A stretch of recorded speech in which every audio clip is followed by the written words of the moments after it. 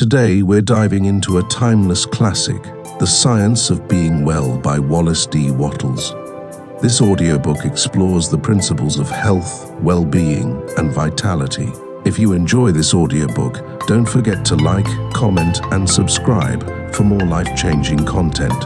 Share your favorite takeaway in the comments below. We'd love to hear your thoughts.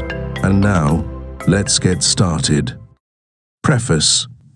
This volume is the second of a series, the first of which is The Science of Getting Rich.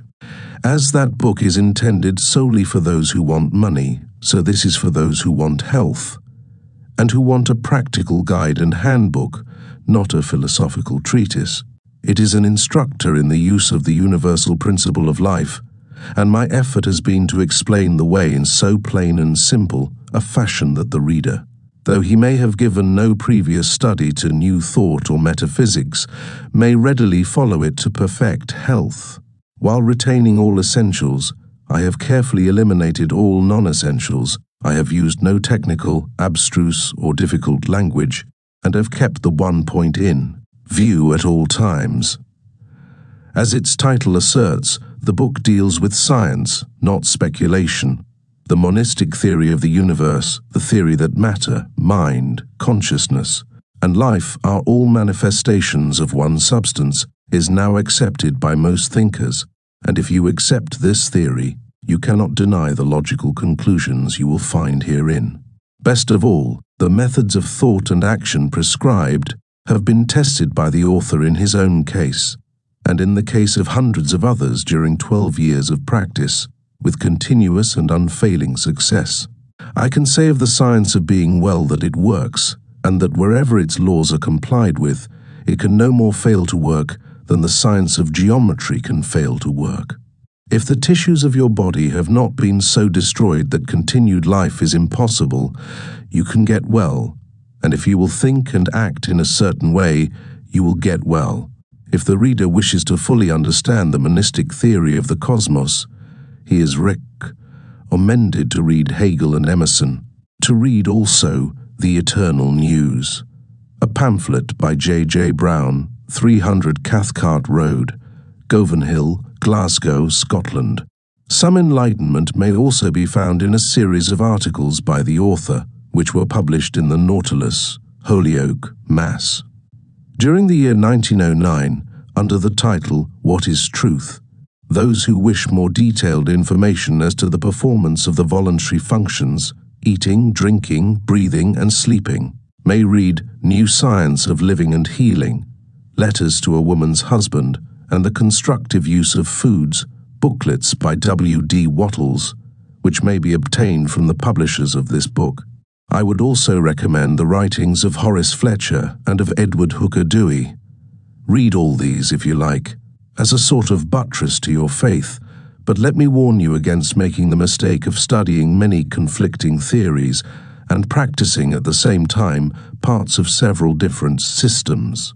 For if you get well, it must be by giving your whole mind to the right way of thinking and living. Remember that the science of being well claims to be a complete and sufficient guide in every particular. Concentrate upon the way of thinking and acting it prescribes, and follow it in every detail, and you will get well, or if you are already well, you will remain so. Trusting that you will go on until the priceless blessing of perfect health is yours, I remain, very truly yours. Wallace D. Wattles. Chapter 1. The Principle of Health. In the personal application of the science of being well, as in that of the science of getting rich, certain fundamental truths must be known in the beginning and accepted without question. Some of these truths we state here. The perfectly natural performance of function constitutes health, and the perfectly natural performance of function results from the natural action of the principle of life. There is a principle of life in the universe. It is the one living substance from which all things are made. This living substance permeates, penetrates, and fills the interspaces of the universe. It is in and through all things, like a very refined and diffusible ether. All life comes from it. Its life is all the life there is. Man is a form of this living substance and has within him a principle of health. The principle of health in man, when in full constructive activity, causes all the voluntary functions of his life to be perfectly performed. It is the principle of health in man which really works all healing, no matter what system or remedy is employed. And this principle of health is brought into constructive activity by thinking in a certain way. I proceed now to prove this last statement. We all know that cures are wrought by all the different and often opposite methods employed in the various branches of the healing art. The allopath, who gives a strong dose of a counterpoison, cures his patient, and the homeopath, who gives a diminutive dose of the poison most similar to that of the disease, also cures it. If allopathy ever cured any given disease, it is certain that homeopathy never cured that disease, and if homeopathy ever cured an ailment, allopathy could not possibly cure that ailment. The two systems are radically opposite in theory and practice, and yet both cure most diseases, and even the remedies used by physicians in any one school are not the same. Go with a case of indigestion to half a dozen doctors and compare their prescriptions. It is more than likely that none of the ingredients of any one of them will be in the others. Must we not conclude that their patients are healed by a principle of health within themselves and not by something in the varying remedies? Not only this, but we find the same ailments cured by the osteopath with manipulations of the spine, by the faith healer with prayer, by the food scientist with bills of fare, by the Christian scientist with a formulated creed statement, by the mental scientist with affirmation, and by the hygienists with differing plans of living.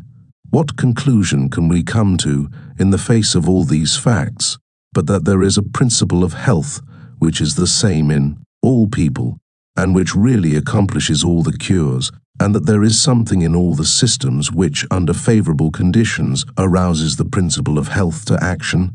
That is, medicines, manipulations, prayers, bills of fare, affirmations, and hygienic practices cure whenever they cause the principle of health to become active, and fail whenever they do not cause it to become active. Does not all this indicate that the results depend upon the way the patient thinks about the remedy, rather than upon the ingredients in the prescription? There is an old story which furnishes so good an illustration on this point that I will give it here. It is said that in the Middle Ages, the bones of a saint, kept in one of the monasteries, were working miracles of healing. On certain days, a great crowd of the afflicted gathered to touch the relics, and all who did so were healed. On the eve of one of these occasions, some sacrilegious rascal gained access to the case in which the wonder-working relics were kept and stole the bones, and, in the morning, with the usual crowd of sufferers waiting at the gates, the fathers found themselves shorn of the source of the miracle-working power. They resolved to keep the matter quiet, hoping that by doing so they might find the thief and recover their treasures. And hastening to the cellar of the convent, they dug up the bones of a murderer who had been buried there many years before.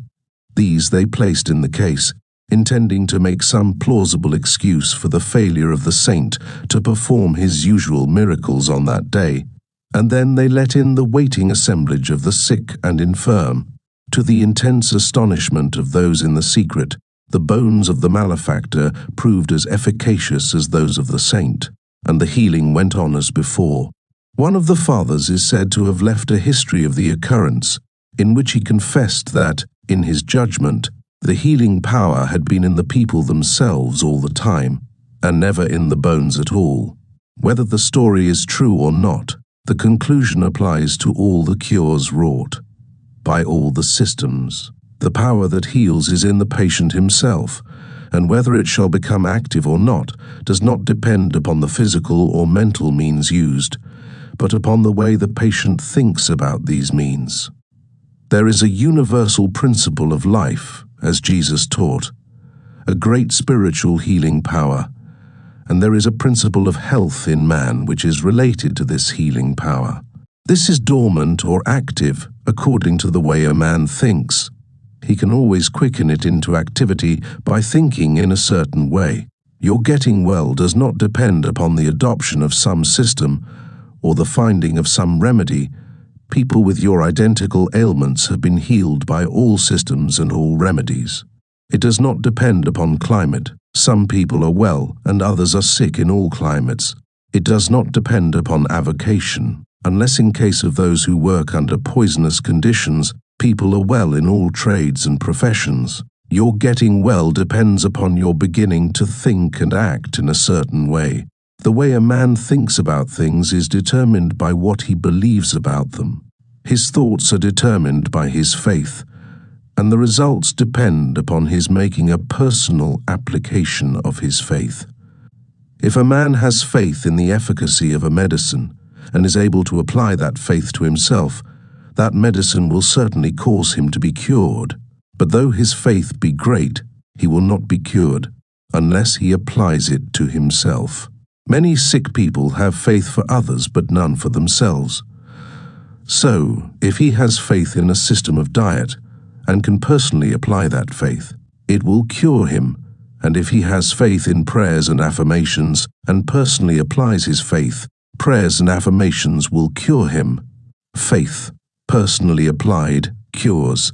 And no matter how great the faith or how persistent the thought, it will not cure without personal application. The science of being well, then, includes the two fields of thought and action.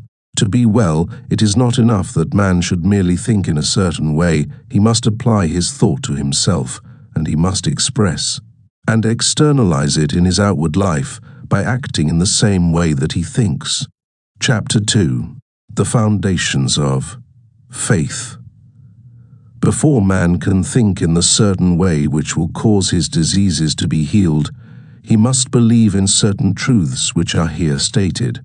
All things are made from one living substance, which, in its original state, permeates, penetrates, and fills the interspaces of the universe. While all visible things are made from it, yet this substance, in its first formless condition, is in and through all the visible forms that it has made. Its life is in all, and its intelligence is in all. This substance creates by thought, and its method is by taking the form of that which it thinks about. The thought of a form held by this substance causes it to assume that form. The thought of a motion causes it to institute that motion, created by this substance in moving itself into certain attitudes or positions. When original substance wishes to create a given form, it thinks of the motions which will produce that form. When it wishes to create a world, it thinks of the motions, perhaps extending through ages, which will result in its coming into the attitude and form of the world, and these motions are made. When it wishes to create an oak tree, it thinks of the sequences of movement, perhaps extending through ages, which will result in the form of an oak tree, and these motions are made. The particular sequences of motion by which differing forms should be produced were established in the beginning. They are changeless. Certain motions instituted in the formless substance will forever produce certain forms. Man's body is formed from the original substance and is the result of certain motions, which first existed as thoughts of original substance. The motions which produce, renew, and repair the body, forms of man, are called functions, and these functions are of two classes, voluntary and involuntary. The involuntary functions are under the control of the principle of health in man, and are performed in a perfectly healthy manner, so long as man thinks in a certain way. The voluntary functions of life are eating, drinking, breathing, and sleeping. These, entirely or in part, are under the direction of man's conscious mind, and he can perform them in a perfectly healthy way if he will. If he does not perform them in a healthy way, he cannot long be well. So we see that if man thinks in a certain way, and eats, drinks, breathes, and sleeps in a corresponding way, he will be well.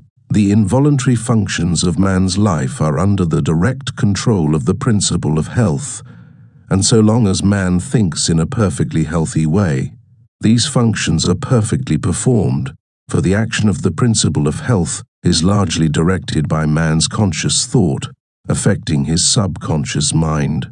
Man is a thinking center, capable of originating thought, and as he does not know everything, he makes mistakes and thinks error. Not knowing everything, he believes things to be true which are not true. Man holds in his thought the idea of diseased and abnormal functioning and conditions, and so perverts the action of the principle of health, causing diseased and abnormal functioning and conditions within his own body. In the original substance there are held only the thoughts of perfect motion, perfect and healthy function, complete life. God never thinks disease or imperfection.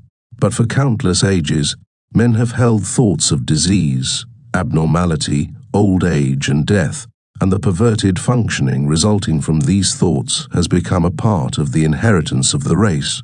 Our ancestors have, for many generations, held imperfect ideas concerning human form and functioning, and we begin life with racial subconscious impressions of imperfection and disease.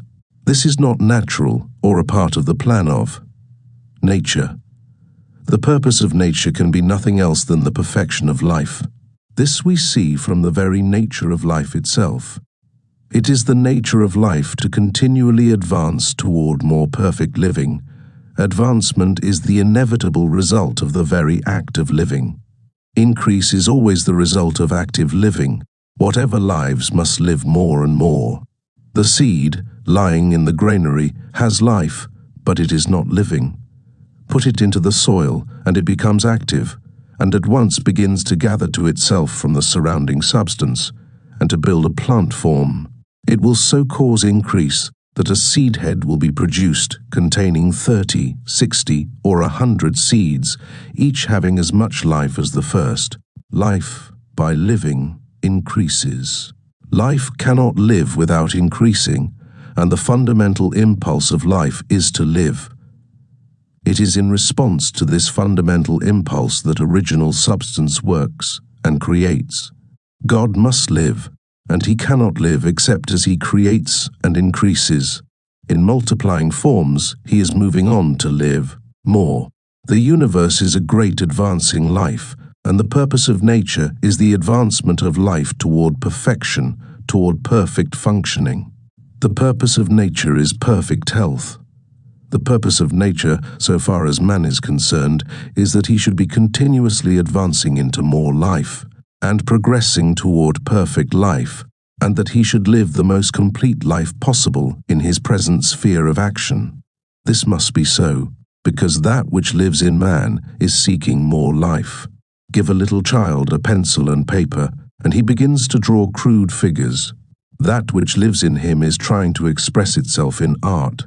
Give him a set of blocks, and he will try to build something. That which lives in him is seeking expression in architecture. Seat him at a piano, and he will try to draw harmony from the keys. That which lives in him is trying to express itself in music. That which lives in man is always seeking to live more, and, since man lives most when he is well, the principle of nature in him can seek only health. The natural state of man is a state of perfect health, and everything in him and in nature tends toward health. Sickness can have no place in the thought of original substance, for it is by its own nature continually impelled toward the fullest and most perfect life, therefore toward health. Man, as he exists in the thought of the formless substance, has perfect health. Disease, which is abnormal or perverted function, motion imperfectly made, or made in the direction of imperfect life, has no place in the thought of the thinking stuff. The Supreme Mind never thinks of disease. Disease was not created or ordained by God or sent forth from him. It is wholly a product of separate consciousness, of the individual thought of man. God, the formless substance, does not see disease, think disease, know disease, or recognize disease. Disease is recognized only by the thought of man. God thinks nothing but health. From all the foregoing, we see that health is a fact or truth in the original substance from which we are all formed, and that disease is imperfect functioning. resulting from the imperfect thoughts of men, past and present. If man's thoughts of himself had always been those of perfect health, man could not possibly now be otherwise than perfectly healthy. Man in perfect health is the thought of original substance, and man in imperfect health is the result of his own failure to think perfect health and to perform the voluntary functions of life in a healthy way. We will here arrange in a syllabus the basic truths of the science of being well.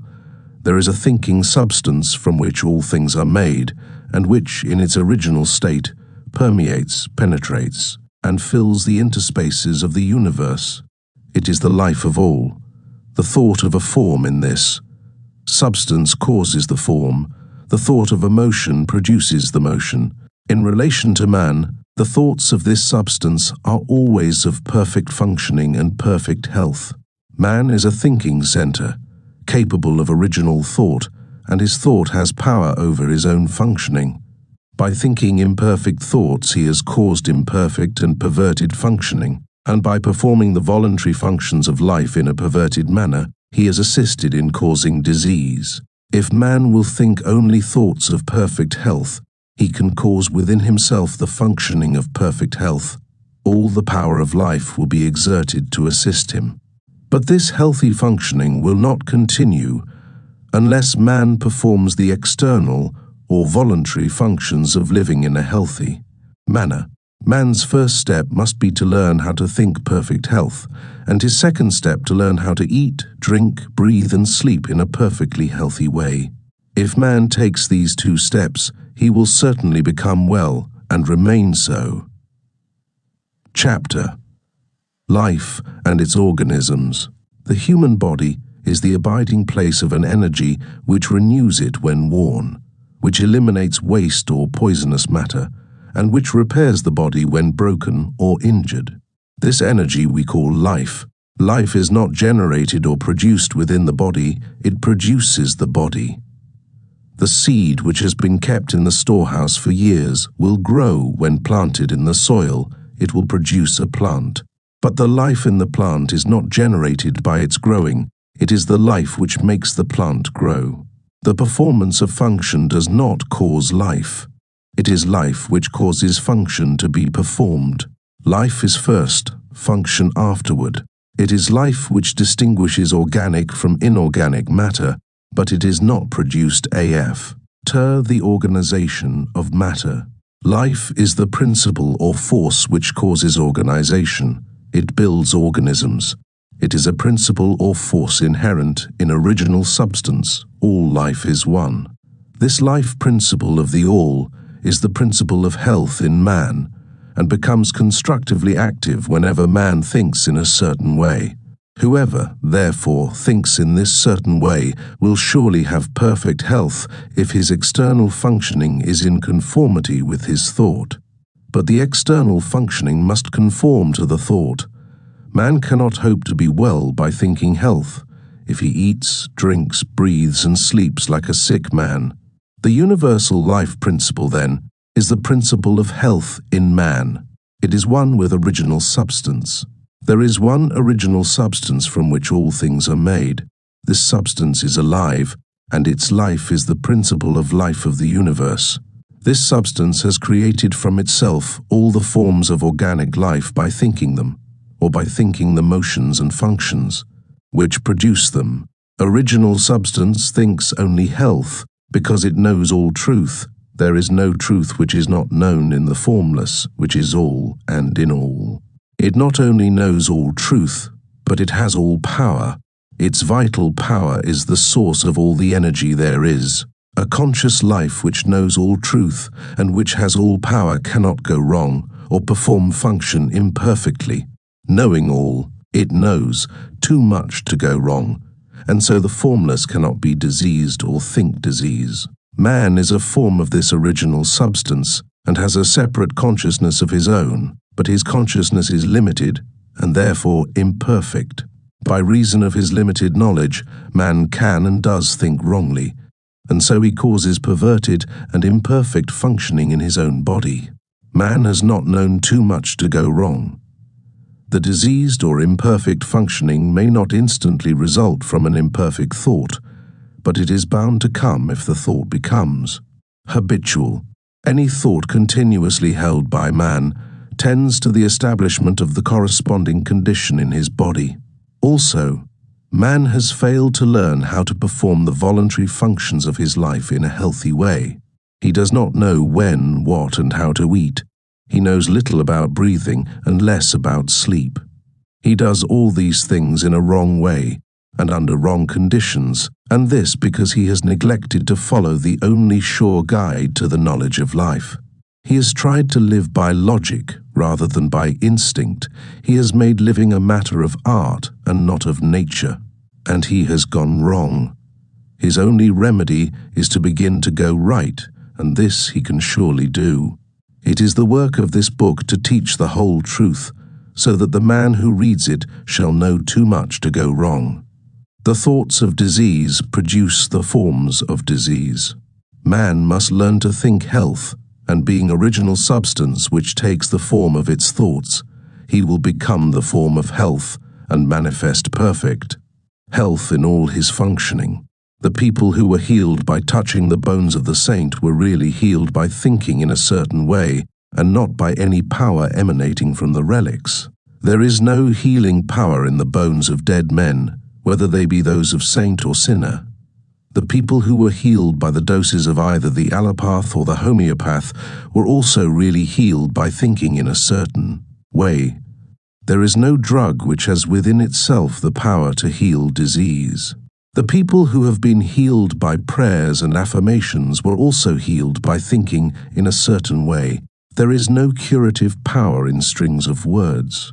All the sick who have been healed by whatsoever system have thought in a certain way, and a little examination will show us what this way is. The two essentials of the way are faith and a personal application of the faith. The people who touched the saints' bones had faith, and so great was their faith that in the instant they touched the relics they severed all mental relations with disease and mentally unified themselves with health. This change of mind was accompanied by an intense devotional feeling which penetrated to the deepest recesses of their souls, and so aroused the principle of health to powerful action. By faith they claimed that they were healed, or appropriated health to themselves, and in full faith they ceased to think of themselves in connection with disease and thought of themselves only in connection with health. These are the two essentials to thinking in the certain way which will make you well. First, claim or appropriate health by faith, and, second, sever all mental relations with disease, and enter into mental relations with health. That which we make ourselves mentally, we become physically, and that with which we unite ourselves mentally, we become unified with physically. If your thought always relates you to disease, then your thought becomes a fixed power to cause disease within you. And if your thought always relates you to health, then your thought becomes a fixed power exerted to keep you well. In the case of the people who are healed by medicines, the result is obtained in the same way. They have, consciously or unconsciously, sufficient faith in the means used to cause them to sever mental relations with disease and enter into mental relations with health. Faith may be unconscious. It is possible for us to have a subconscious or inbred faith in things like medicine, in which we do not believe to any extent objectively, and this subconscious faith may be quite sufficient to quicken the principle of health into constructive activity. Many who have little conscious faith are healed in this way, while many others who have great faith in the means are not healed because they do not make the personal application to themselves. Their faith is general, but not specific for their own cases. In the science of being well, we have two main points to consider. First, how to think with faith, and, second, how to so apply the thought to ourselves as to quicken the principle of health into constructive activity. We begin by learning what to think. Chapter: What to Think. In order to sever all mental relations with disease, you must enter into mental relations with health, making the process positive, not negative. one of assumption, not of rejection. You are to receive or appropriate health rather than to reject and deny disease. Denying disease accomplishes next to nothing.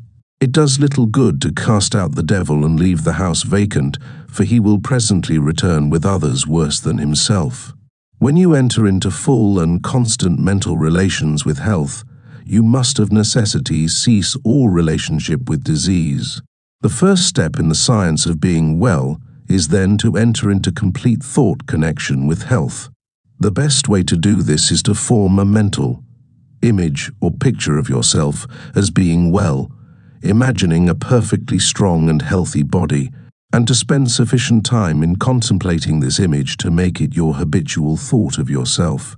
This is not so easy as it sounds. It necessitates the taking of considerable time for meditation, and not all persons have the imaging faculty well enough developed to form a distinct mental picture of themselves in a perfect or idealized body.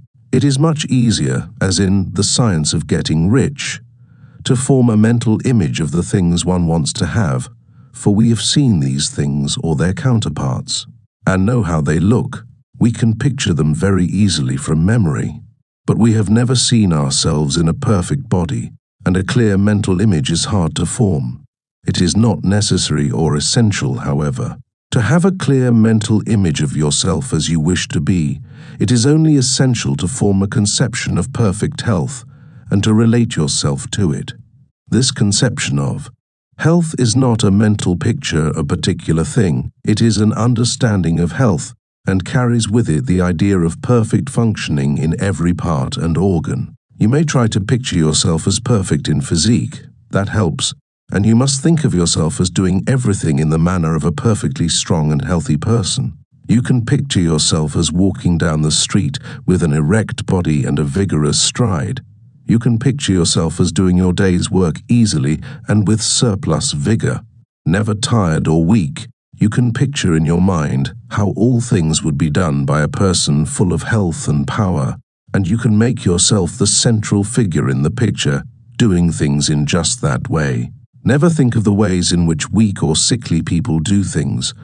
Always think of the way strong people do things. Spend your leisure time in thinking about the strong way until you have a good conception of it, and always think of yourself in connection with the strong way of doing things. That is what I mean by having a conception of health. In order to establish perfect functioning in every part, man does not have to study anatomy or physiology, so that he can form a mental image of each separate organ and address himself to it. He does not have to treat his liver, his kidneys, his stomach, or his heart. There is one principle of health in man which has control over all the involuntary functions of his life, and the thought of perfect health impressed upon this principle will reach each part and organ. Man's liver is not controlled by a liver principle, his stomach by a digestive principle, and so on. The principle of health is one. The less you go into the detailed study of physiology, the better for you. Our knowledge of this science is very imperfect and leads to imperfect thought. Imperfect thought causes imperfect functioning, which is disease. Let me illustrate. Until quite recently, physiology fixed 10 days as the extreme limit of man's endurance without food. It was considered that only. In exceptional cases could he survive a longer fast.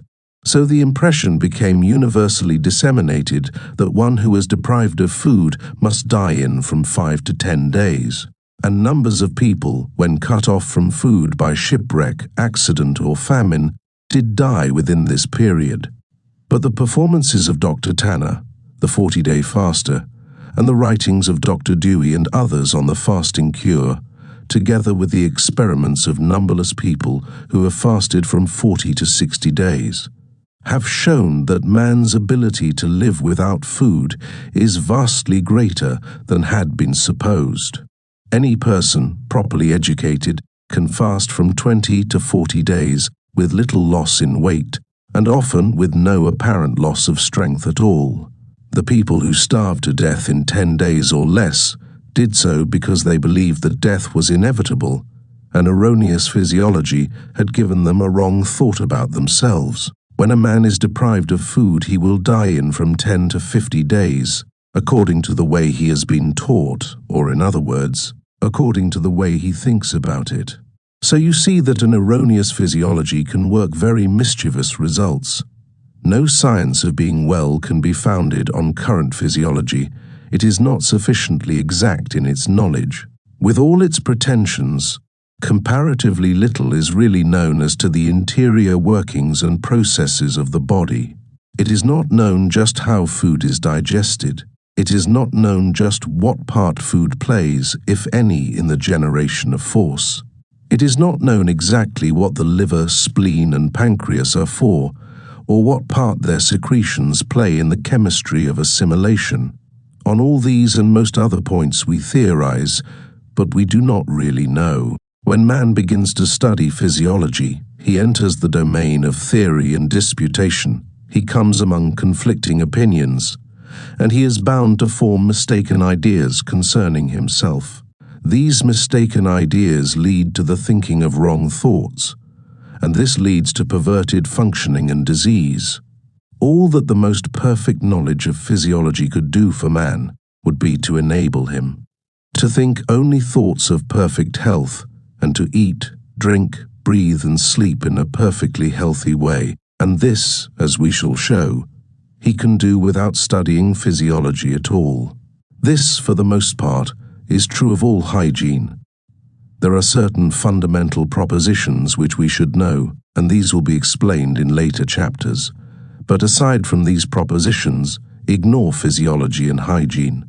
They tend to fill your mind with thoughts of imperfect conditions, and these thoughts will produce the imperfect conditions in your own body. You cannot study any science which recognizes disease if you are to think nothing but health. Drop all investigation as to your present condition, its causes or possible results, and set yourself to the work of forming a conception of health. Think about health and the possibilities of health, of the work that may be done, and the pleasures that may be enjoyed in a condition of perfect health. Then make this conception your guide in thinking of yourself. Refuse to entertain for an instant any thought of yourself which is not in harmony with it.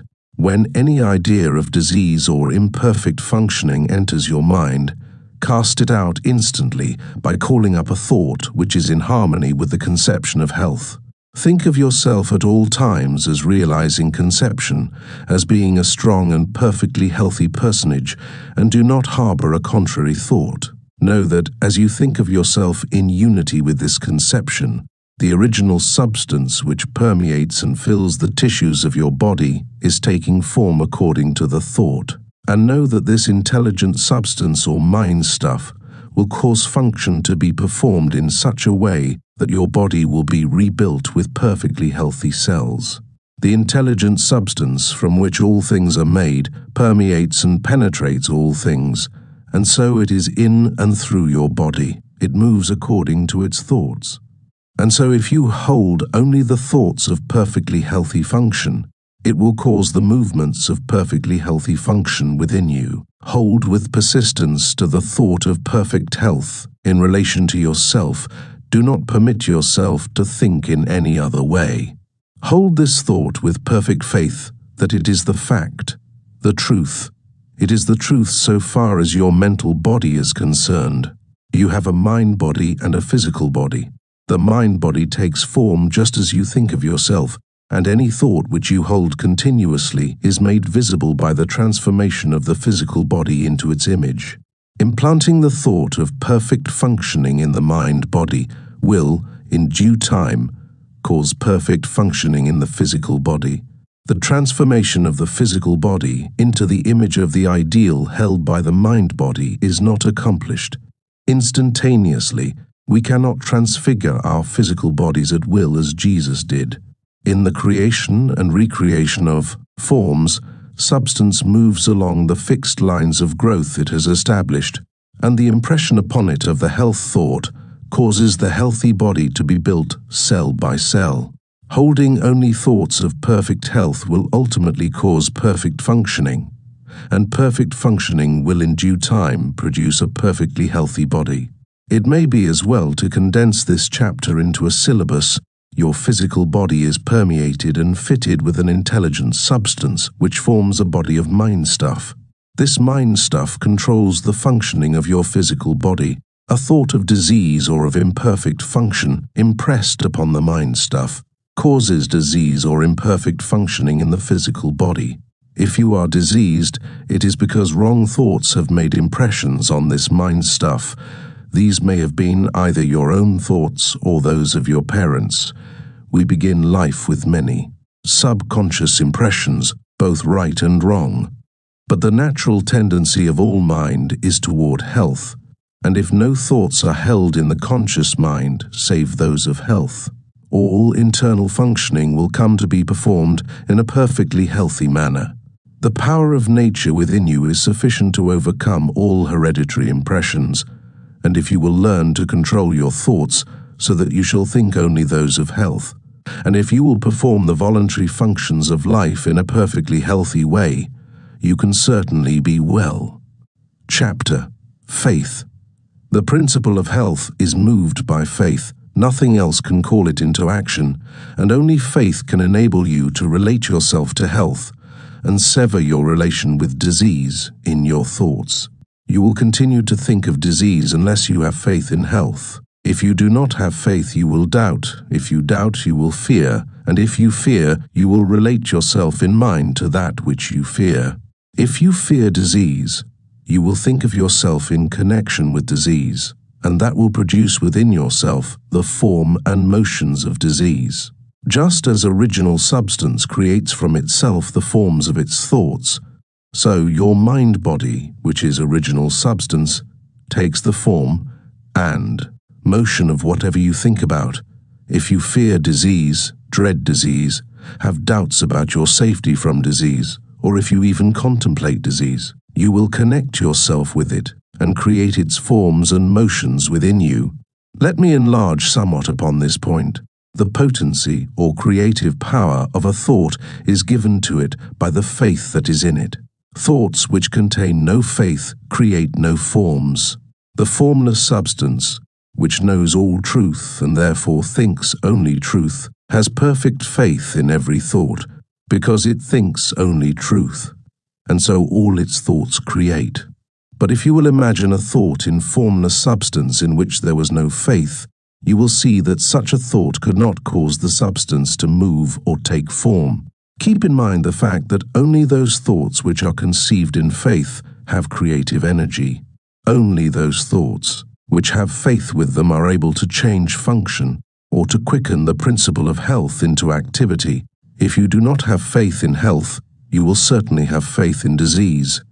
If you do not have faith in health, it will do you no good to think about health, for your thoughts will have no potency and will cause no change for the better in your conditions.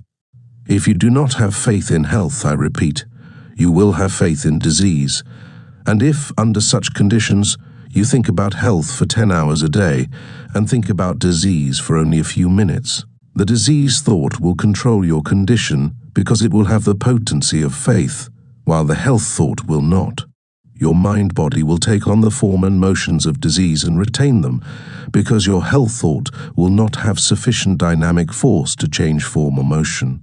In order to practice the science of being well, you must have complete faith in health. Faith begins in belief, and we now come to the question, what must you believe in order to have faith in health? You must believe that there is more health power than disease power in both yourself and your environment, and you cannot help believing this if you consider the facts. These are the facts. There is a thinking substance from which all things are made, and which, in its original state, permeates, penetrates, and fills the interspaces of the universe. The thought of a form in this substance produces the form. The thought of a motion institutes the motion. In relation to man, the thoughts of original substance are always of perfect health and perfect functioning. This substance within and without man always exerts its power toward health. Man is a thinking center capable of original thought. He has a mind-body of original substance, permeating a physical body, and the functioning of his physical body is determined by the faith of his mind-body. If man thinks with faith of the functioning of health, he will cause his internal functions to be performed in a healthy manner, provided that he performs the external functions in a corresponding manner. But if man thinks with faith of disease, or of the power of disease, he will cause his internal functioning to be the functioning of disease. The original intelligent substance is in man, moving toward health, and it is pressing upon him from every side. Man lives, moves, and has his being in a limitless ocean of health power, and he uses this power according to his faith. If he appropriates it and applies it to himself, it is all his, and if he unifies himself with it by unquestioning faith, he cannot fail to attain health, for the power of this substance is all the power there is. A belief in the above statements is a foundation for faith in health. If you believe them, you believe that health is the natural state of man, and that man lives in the midst of universal health, that all the power of nature makes for health, and that health is possible to all and can surely be attained by all. You will believe that the power of health in the universe is 10,000 times greater than that of disease.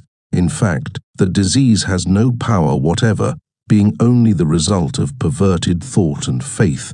And if you believe that health is possible to you, and that it may surely be attained by you, and that you know exactly what to do in order to attain it, you will have faith in health. You will have this faith and knowledge if you read this book through with care and determine to believe in and practice its teachings. It is not merely the possession of faith, but the personal application of faith which works healing. You must claim health in the beginning and form a conception of health and, as far as may be, of yourself as a perfectly healthy person. And then, by faith, you must claim that you are realizing this conception. Do not assert with faith that you are going to get well, assert with faith that you are well. Having faith in health and applying it to yourself means having faith that you are healthy, and the first step in this is to claim that it is the truth. Mentally take the attitude of being well, and do not say anything or do anything which contradicts this attitude. Never speak a word or assume a physical attitude which does not harmonize with the claim, I am perfectly well. When you walk, go with a brisk step and with your chest thrown out and your head held up.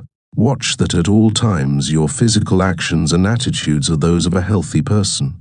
When you find that you have relapsed into the attitude of weakness or disease, change instantly, straighten up, think of health and power.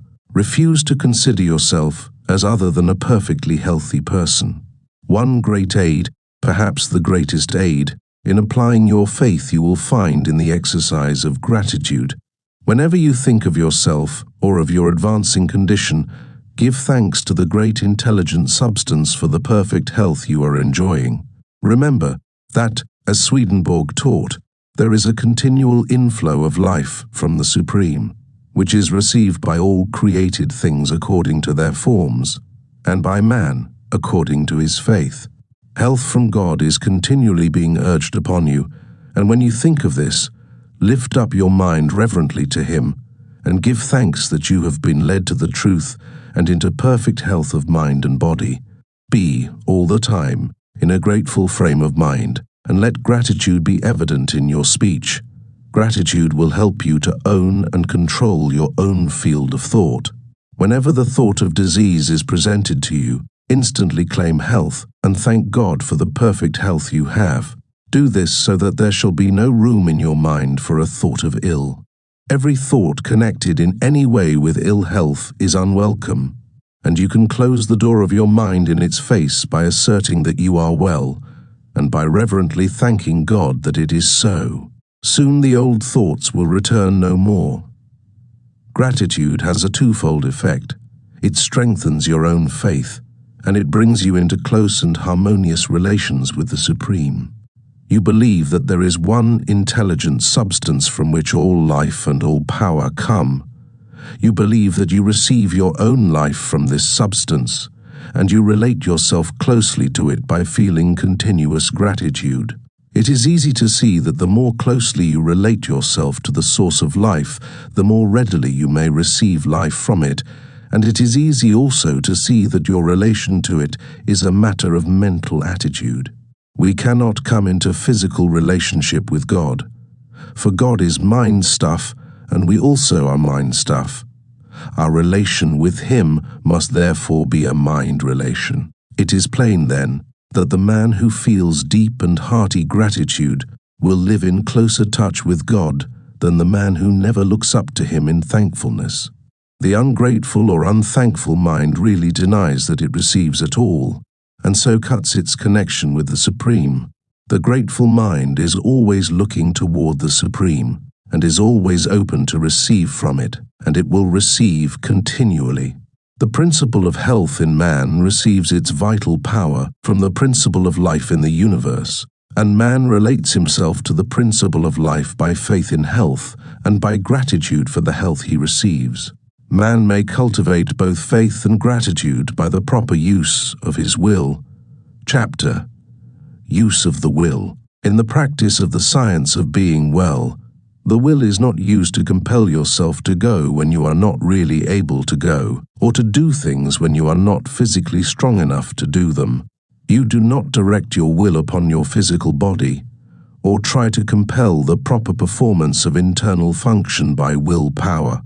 You direct the will upon the mind, and use it in determining what you shall believe, what you shall think, and to what you shall give your attention. The will should never be used upon any person or thing external to you, and it should never be used upon your own body. The sole legitimate use of the will is in determining to what you shall give your attention and what you shall think about, the things to which your attention is given. All belief begins in the will to believe. You cannot always and instantly believe what you will to believe, but you can always will to believe what you want to believe. You want to believe truth about health, and you can will to do so. The statements you have been reading in this book are the truth about health, and you can will to believe them. This must be your first step toward getting well. These are the statements you must will to believe: that there is a thinking substance from which all things are made, and that man receives the principle of health, which is his life, from this substance. That man himself is thinking substance, a mind body, permeating a physical body, and that as man's thoughts are, so will the functioning of his physical body be.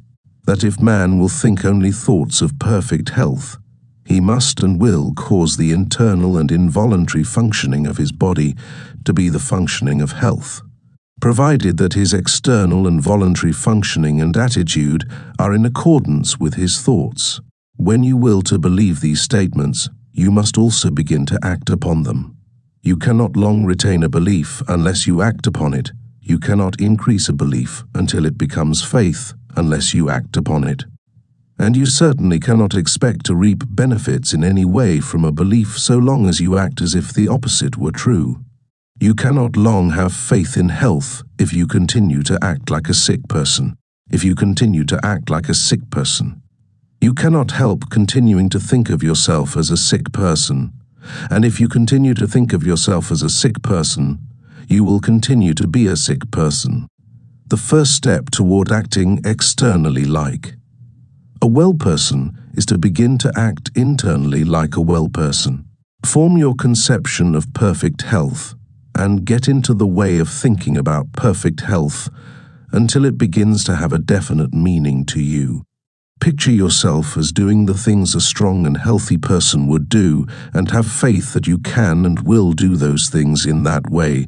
Continue this until you have a vivid conception of health and what it means to you. When I speak in this book of a conception of health, I mean a conception that carries with it the idea of the way a healthy person looks and does things. Think of yourself in connection with health until you form a conception of how you would live, appear, act, and do things as a perfectly healthy person. Think about yourself in connection with health until you conceive of yourself, in imagination, as always doing everything in the manner of a well person. until the thought of health conveys the idea of what health means to you. As I have said in a former chapter, you may not be able to form a clear mental image of yourself in perfect health, but you can form a conception of yourself as acting like a healthy person. Form this conception, and then think only thoughts of perfect health in relation to yourself, and, so far as may be possible, in relation to others. When a thought of sickness or disease is presented to you, reject it. Do not let it get into your mind. Do not entertain or consider it at all. Meet it by thinking health, by thinking that you are well, and by being sincerely grateful for the health you are receiving. Whenever suggestions of disease are coming thick and fast upon you, and you are in a tight place, fall back upon the exercise of gratitude. Connect yourself with the Supreme. Give thanks to God for the perfect health He gives you, and you will soon find yourself able to control your thoughts and to think what you want to think. In times of doubt, trial, and temptation, the exercise of gratitude is always a sheet anchor which will prevent you from being swept away. Remember that the great essential thing is to sever all mental relations with disease and to enter into full mental relationship with health. This is the key to all mental healing. It is the whole thing. Here we see the secret of the great success of Christian Science. More than any other formulated system of practice, it insists that its converts shall sever relations with disease and relate themselves fully with health. The healing power of Christian Science is not in its theological formula, nor in its denial of matter, but in the fact that it induces the sick to ignore disease as an unreal thing and accept health by faith as a reality. Its failures are made because its practitioners, while thinking in the certain way, do not eat, drink, breathe, and sleep in the same way. While there is no healing power in the repetition of strings of words, yet it is a very convenient thing to have the central thoughts so formulated that you can repeat them readily, so that you can use them as affirmations whenever you are surrounded by an environment which gives you adverse suggestions. Those around you begin to talk of sickness and death. Close your ears and mentally assert something like the following: when there is one substance, and I am that substance is eternal, and it is life. I am that substance, and I am eternal life. That substance knows no disease. I am that substance, and I am health. Exercise your willpower in choosing only those thoughts which are thoughts of health, and arrange your environment so that it shall suggest thoughts of health. Do not have about you books, pictures, or other things which suggest death, disease, deformity, weakness, or age. Have only those which convey the ideas of health, power, joy, vitality, and youth. When you are confronted with a book or anything else which suggests disease, do not give it your attention. Think of your conception of health and your gratitude, and affirm. As above, use your willpower to fix your attention upon thoughts of health. In a future chapter, I shall touch upon this point again. What I wish to make plain here is that you must think only health, recognize only health, and give your attention only to health, and that you must control thought, recognition, and attention by the use of your will. Do not try to use your will to compel the healthy performance of function within you. The principle of health will attend to that if you give your attention only to thoughts of health. Do not try to exert your will upon the formless to compel it to give you more vitality or power. It is already placing all the power there is at your service. You do not have to use your will to conquer adverse conditions or to subdue unfriendly forces. There are no unfriendly forces. There is only one force, and that force is friendly to you. It is a force which makes for health. Everything in the universe wants you to be well. You have absolutely nothing to overcome but your own habit of thinking in a certain way about disease. And you can do this only by forming a habit of thinking in another certain way about health. Man can cause all the internal functions of his body to be performed in a perfectly healthy manner by continuously thinking in a certain way and by performing the external functions in a certain way. He can think in this certain way by controlling his attention, and he can control his attention by the use of his will. He can decide what things he will think about. Chapter 7. Health from God. I will give a chapter here to explaining how man may receive health from the Supreme. By the Supreme I mean the thinking substance from which all things are made, and which is in all and through all, seeking more complete expression and fuller life. This intelligent substance, in a perfectly fluid state, permeates and penetrates all things, and is in touch with all minds. It is the source of all energy and power, and constitutes the inflow of life which Swedenborg saw, vitalizing all things. It is working to one definite end, and for the fulfillment of one purpose, and that purpose is the advancement of life toward the complete expression of mind. When man harmonizes himself with this intelligence, it can and will give him health and wisdom. When man holds steadily to the purpose to live more abundantly, he comes into harmony with this supreme intelligence. The purpose of the supreme intelligence is the most abundant life for all.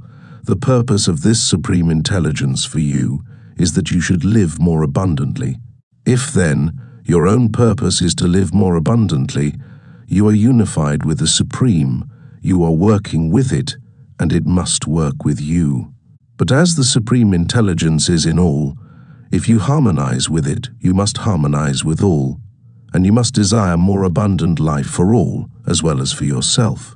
Two great benefits come to you from being in harmony with the supreme intelligence. First, wisdom. I do not mean knowledge of facts so much as ability to perceive and understand facts, and to judge soundly and act rightly in all matters relating to life. Wisdom is the power to perceive truth and the ability to make the best use of. You will receive wisdom by the knowledge of truth. It is the power to perceive at once the best end to aim at and the means best adapted to attain that end. With wisdom comes poise and the power to think rightly, to control and guide your thoughts, and to avoid the difficulties which come from wrong thinking. With wisdom, you will be able to select the right courses for your particular needs, and to so govern yourself in all ways as to secure the best results. You will know how to do what you want to do. You can readily see that wisdom must be an essential attribute of the supreme intelligence, since that which knows all truth must be wise, and you can also see that just in proportion as you harmonize and unify your mind with that intelligence, you will have wisdom. But I repeat that since this intelligence is all and in all, you can enter into its wisdom only by harmonizing with all. If there is anything in your desires or your purpose which will bring oppression to any, or work injustice to, or cause lack of life for any, you cannot receive wisdom from the Supreme. Furthermore, your purpose for your own self must be the best. Man can live in three general ways: for the gratification of his body, for that of his intellect, or for that of his soul.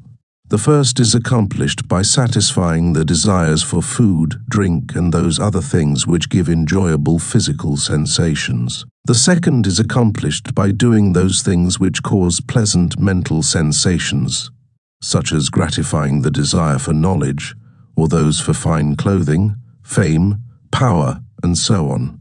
The third is accomplished by giving way to the instincts of unselfish love and altruism.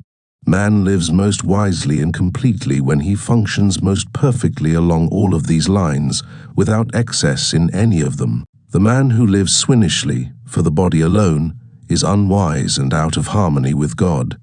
That man who lives solely for the cold enjoyments of the intellect, though he be absolutely moral, is unwise and out of harmony with God, and the man who lives wholly for the practice of altruism and who throws himself away for others is as unwise and as far from harmony with God as those who go to excess in other ways.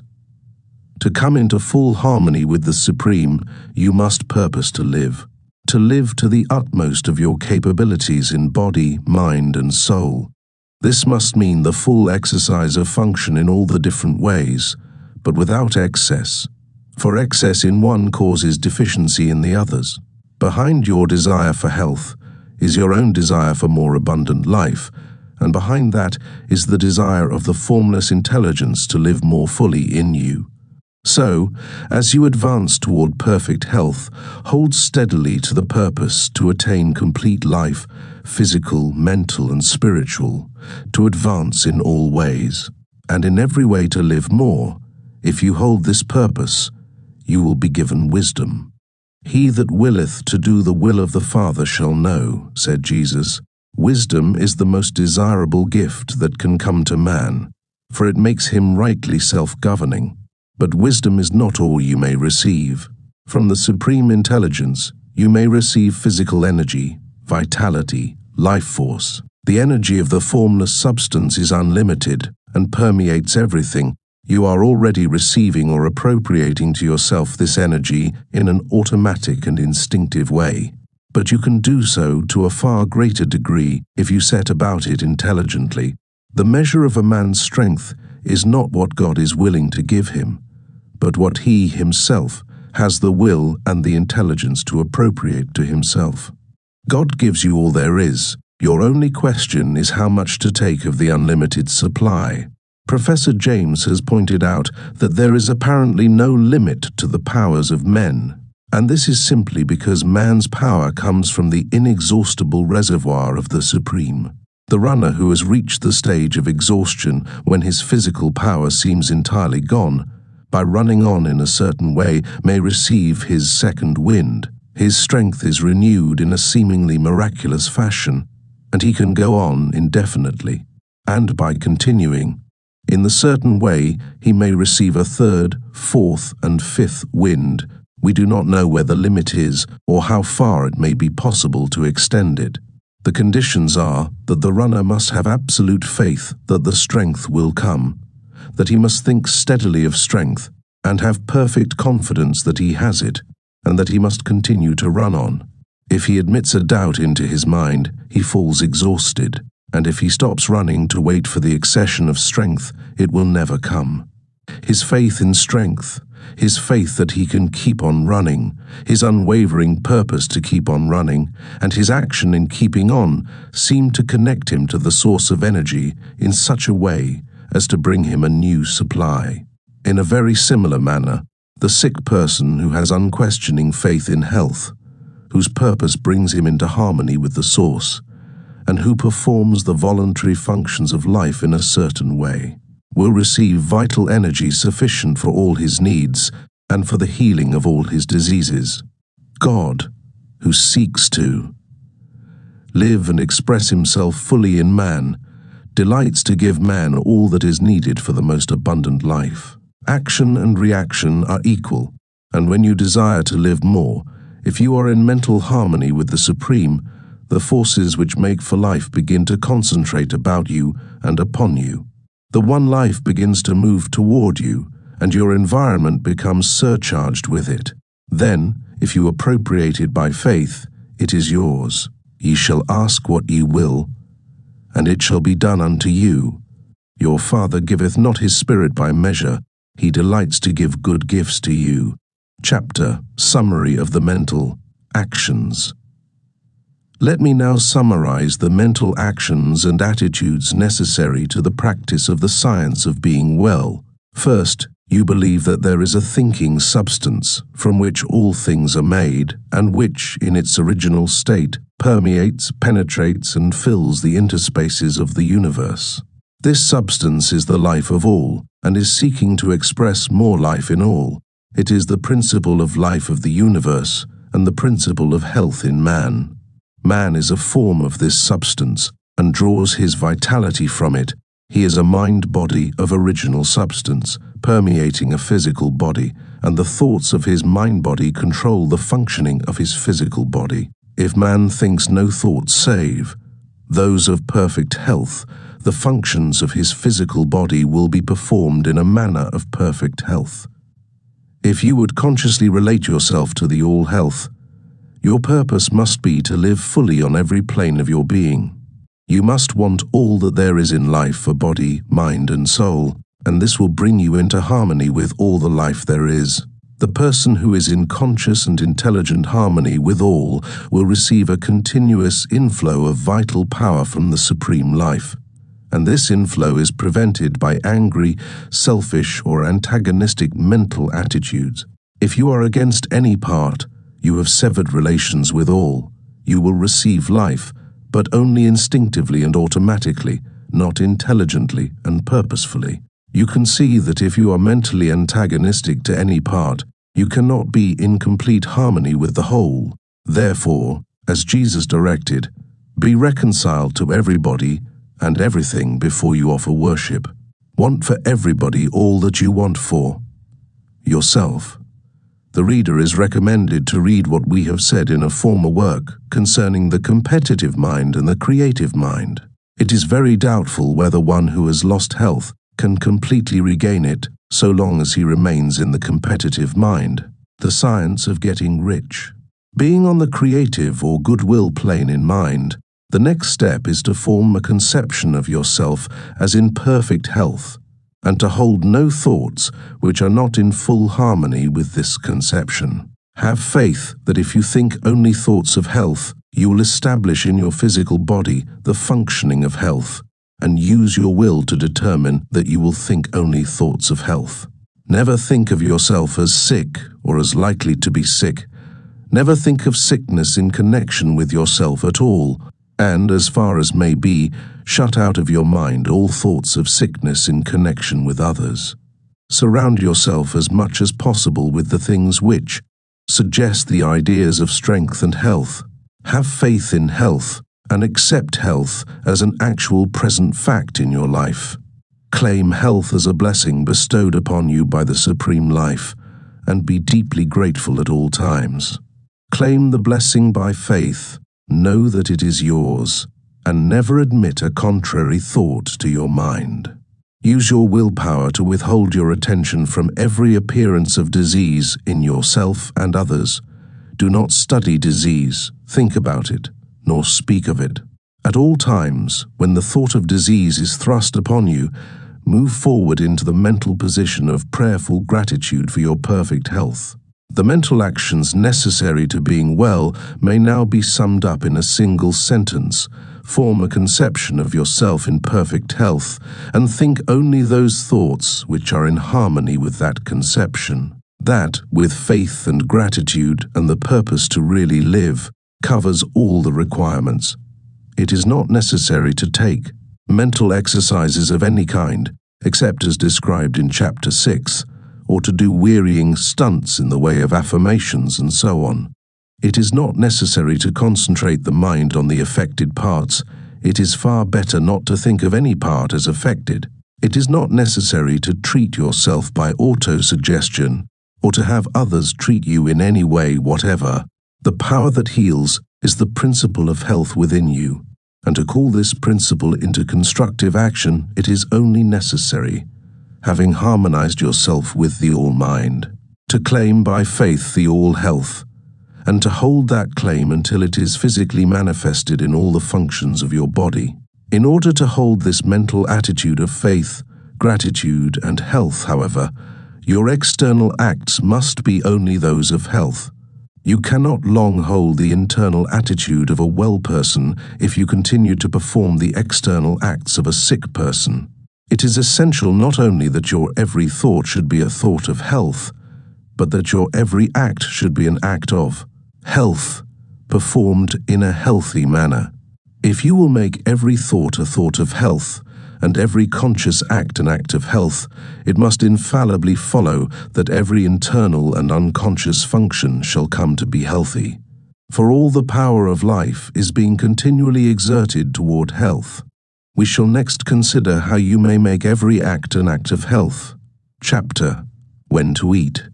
You cannot build and maintain a perfectly healthy body by mental action alone, or by the performance of the unconscious or involuntary functions alone. There are certain actions, more or less voluntary, which have a direct and immediate relation with the continuance of life itself. These are eating, drinking, breathing, and sleeping.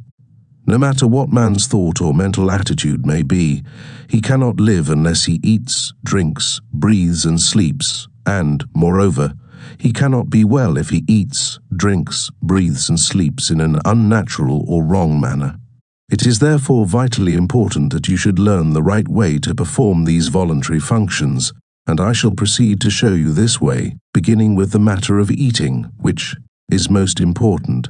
There has been a vast amount of controversy as to when to eat, what to eat, how to eat, and how much to eat, and all this controversy is unnecessary, for the right way is very easy to find. You have only to consider the law which governs all attainment, whether of health, wealth, power, or happiness, and that law is that you must do what you can do now, where you are now, do every separate act in the most perfect manner possible, and put the power of faith into every action. The processes of digestion and assimilation are under the supervision and control of an inner division of man's mentality, which is generally called the subconscious mind, and I shall use that term here in order to be understood. The subconscious mind is in charge of all the functions and processes of life, and when more food is needed by the body, it makes the fact known by causing a sensation called hunger. Whenever food is needed and can be used, there is hunger, and whenever there is hunger, it is time to eat.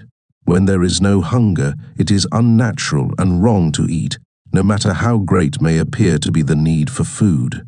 Even if you are in a condition of apparent starvation, with great emaciation, if there is no hunger, you may know that food cannot be used, and it will be unnatural and wrong for you to eat. Though you have not eaten for days, weeks, or months, if you have no hunger, you may be perfectly sure that food cannot be used, and will probably not be used if taken. Whenever food is needed, if there is power to digest and assimilate it, so that it can be normally used, the subconscious mind will announce the fact by a decided hunger. Food, taken when there is no hunger, will sometimes be digested and assimilated, because nature makes a special effort to perform the task which is thrust upon her against her will. But if food be habitually taken when there is no hunger, the digestive power is at last destroyed, and numberless evils caused. If the foregoing be true, and it is indisputably so, it is a self-evident proposition that the natural time, and the healthy time, to eat is when one is hungry, and that it is never a natural or a healthy action to eat when one is not hungry. You see, then, that it is an easy matter to scientifically settle the question when to eat. Always eat when you are hungry, and never eat when you are not hungry. This is obedience to nature, which is obedience to God. We must not fail, however, to make clear the distinction between hunger and appetite. Hunger is the call of the subconscious mind for more material to be used in repairing and renewing the body, and in keeping up the internal heat. And hunger is never felt unless there is need for more material, and unless there is power to digest it when taken into the stomach. Appetite is a desire for the gratification of sensation. The drunkard has an appetite for liquor, but he cannot have a hunger for it. A normally fed person cannot have a hunger for candy or sweets. The desire for these things is an appetite. You cannot hunger for tea, coffee, spiced foods, or for the various taste-tempting devices of the skilled cook. If you desire these things, it is with appetite, not with hunger. Hunger is nature's call for material to be used in building new cells, and nature never calls for anything which may not be legitimately used for this purpose. Appetite is often largely a matter of habit. If one eats or drinks at a certain hour, and especially if one takes sweetened or spiced and stimulating foods, the desire comes regularly at the same hour, but this habitual desire for food should never be mistaken for hunger. Hunger does not appear at specified times. It only comes when work or exercise has destroyed sufficient tissue to make the taking in of new raw material a necessity. For instance, if a person has been sufficiently fed on the preceding day, it is impossible that he should feel a genuine hunger on arising from refreshing sleep.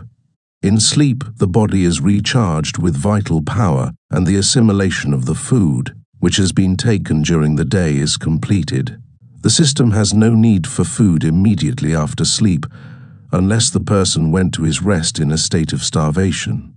With a system of feeding, which is even a reasonable approach to a natural one, no one can have a real hunger for an early morning breakfast. There is no such thing possible as a normal or genuine hunger immediately after arising from sound sleep. The early morning breakfast is always taken to gratify appetite, never to satisfy hunger.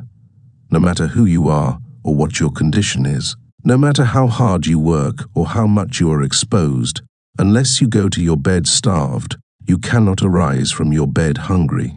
Hunger is not caused by sleep, but by work.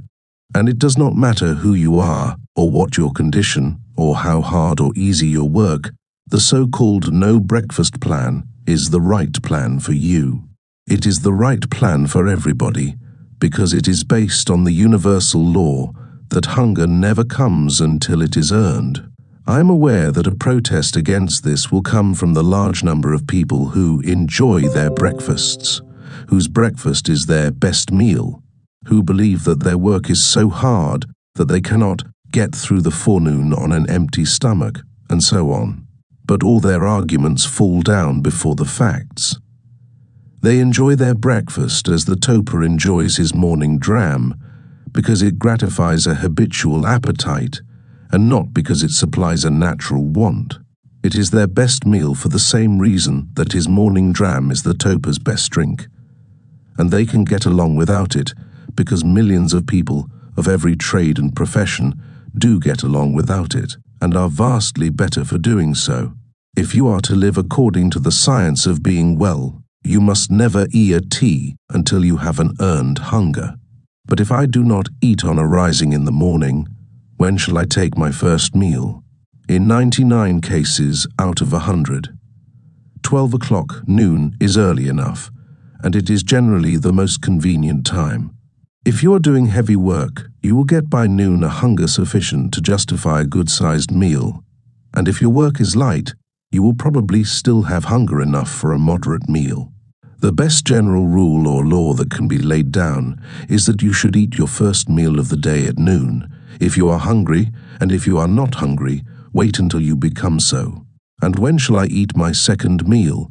Not at all, unless you are hungry for it, and that with a genuine earned hunger. If you do get hungry for a second meal, eat at the most convenient time, but do not eat until you have a really earned hunger. The reader who wishes to fully inform himself as to the reasons for this way of arranging the meal times will find the best books thereon cited in the preface to this work. From the foregoing, however, you can easily see that the science of being well readily answers the question, when and how often shall I eat? The answer is, eat when. You have an earned hunger and never eat at any other time. Chapter: What to eat. The current sciences of medicine and hygiene have made no progress toward answering the question, what shall I eat? The contests between the vegetarians and the meat-eaters, the cooked food advocates, raw food advocates, and various other schools of theorists seem to be interminable, and from the mountains of evidence and argument piled up for and against each special theory, it is plain that if we depend on these scientists, we shall never know what is the natural food of man. Turning away from the whole controversy, then, we will ask the question of nature herself, and we shall find that she has not left us without an answer. Most of the errors of dietary scientists grow out of a false premise as to the natural state of man. It is assumed that civilization and mental development are unnatural things, that the man who lives in a modern house, in city or country, and who works in modern trade or industry for his living is leading an unnatural life, and is in an unnatural environment, that the only natural man is a naked savage, and that the farther we get from the savage, the farther we are from nature. This is wrong. The man who has all that art and science can give him is leading the most natural life, because he is living most completely in all his faculties. The dweller in a well-appointed city flat, with modern conveniences and good ventilation, is living a far more naturally human life than the Australian savage who lives in a hollow tree or a hole in the ground. That great intelligence, which is in all and through all, has in reality practically settled the question as to what we shall eat. In ordering the affairs of nature, it has decided that man's food shall be according to the zone in which he lives. In the frigid regions of the far north, fuel foods are required.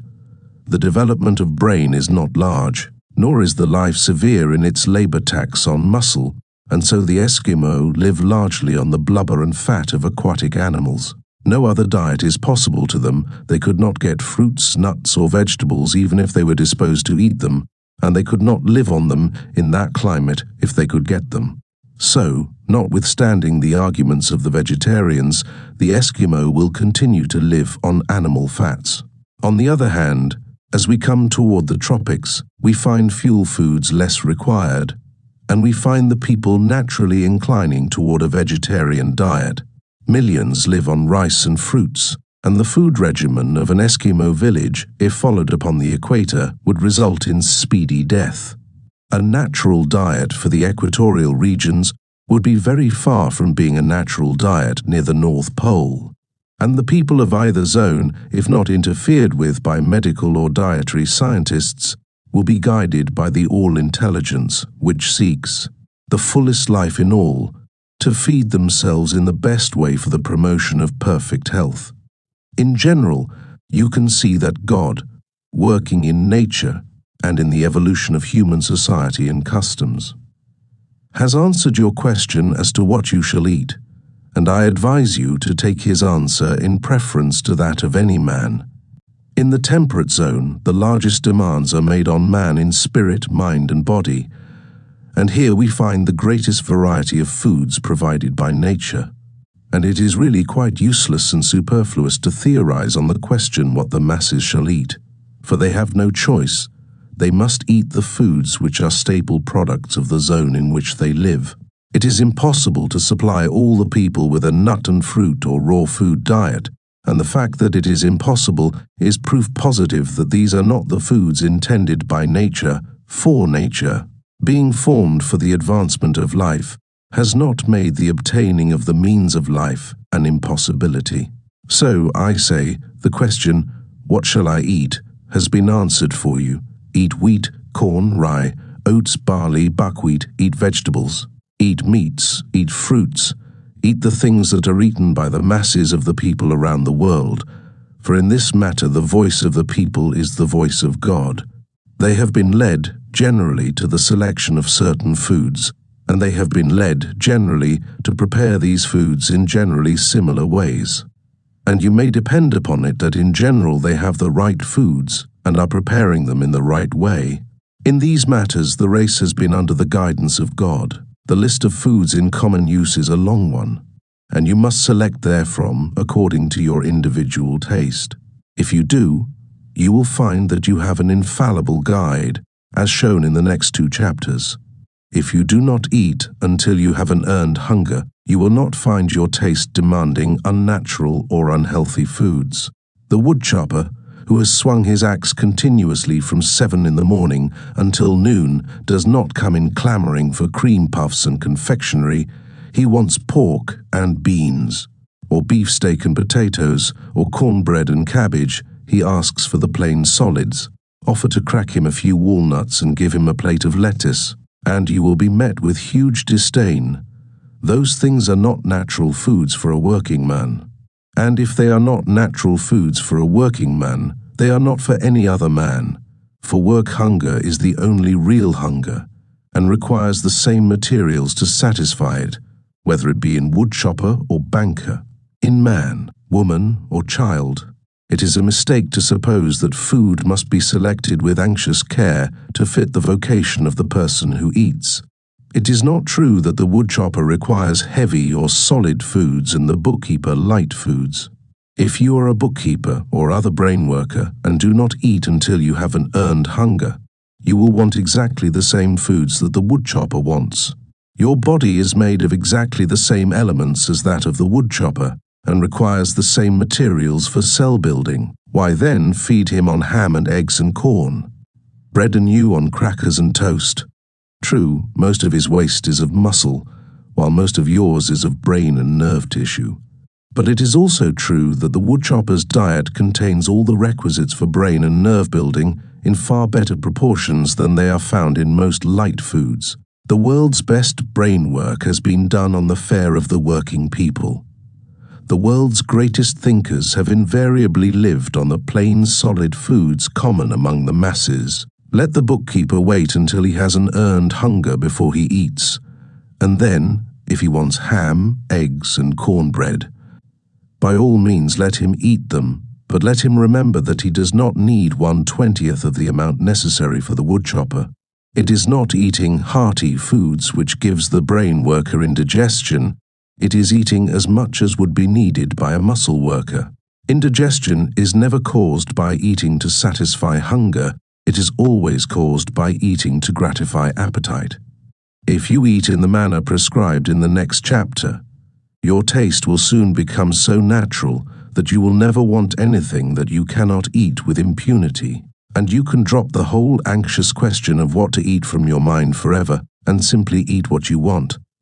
Indeed, that is the only way to do if you are to think no thoughts but those of health, for you cannot think health so long as you are in continual doubt and uncertainty as to whether you are getting the right bills of fare.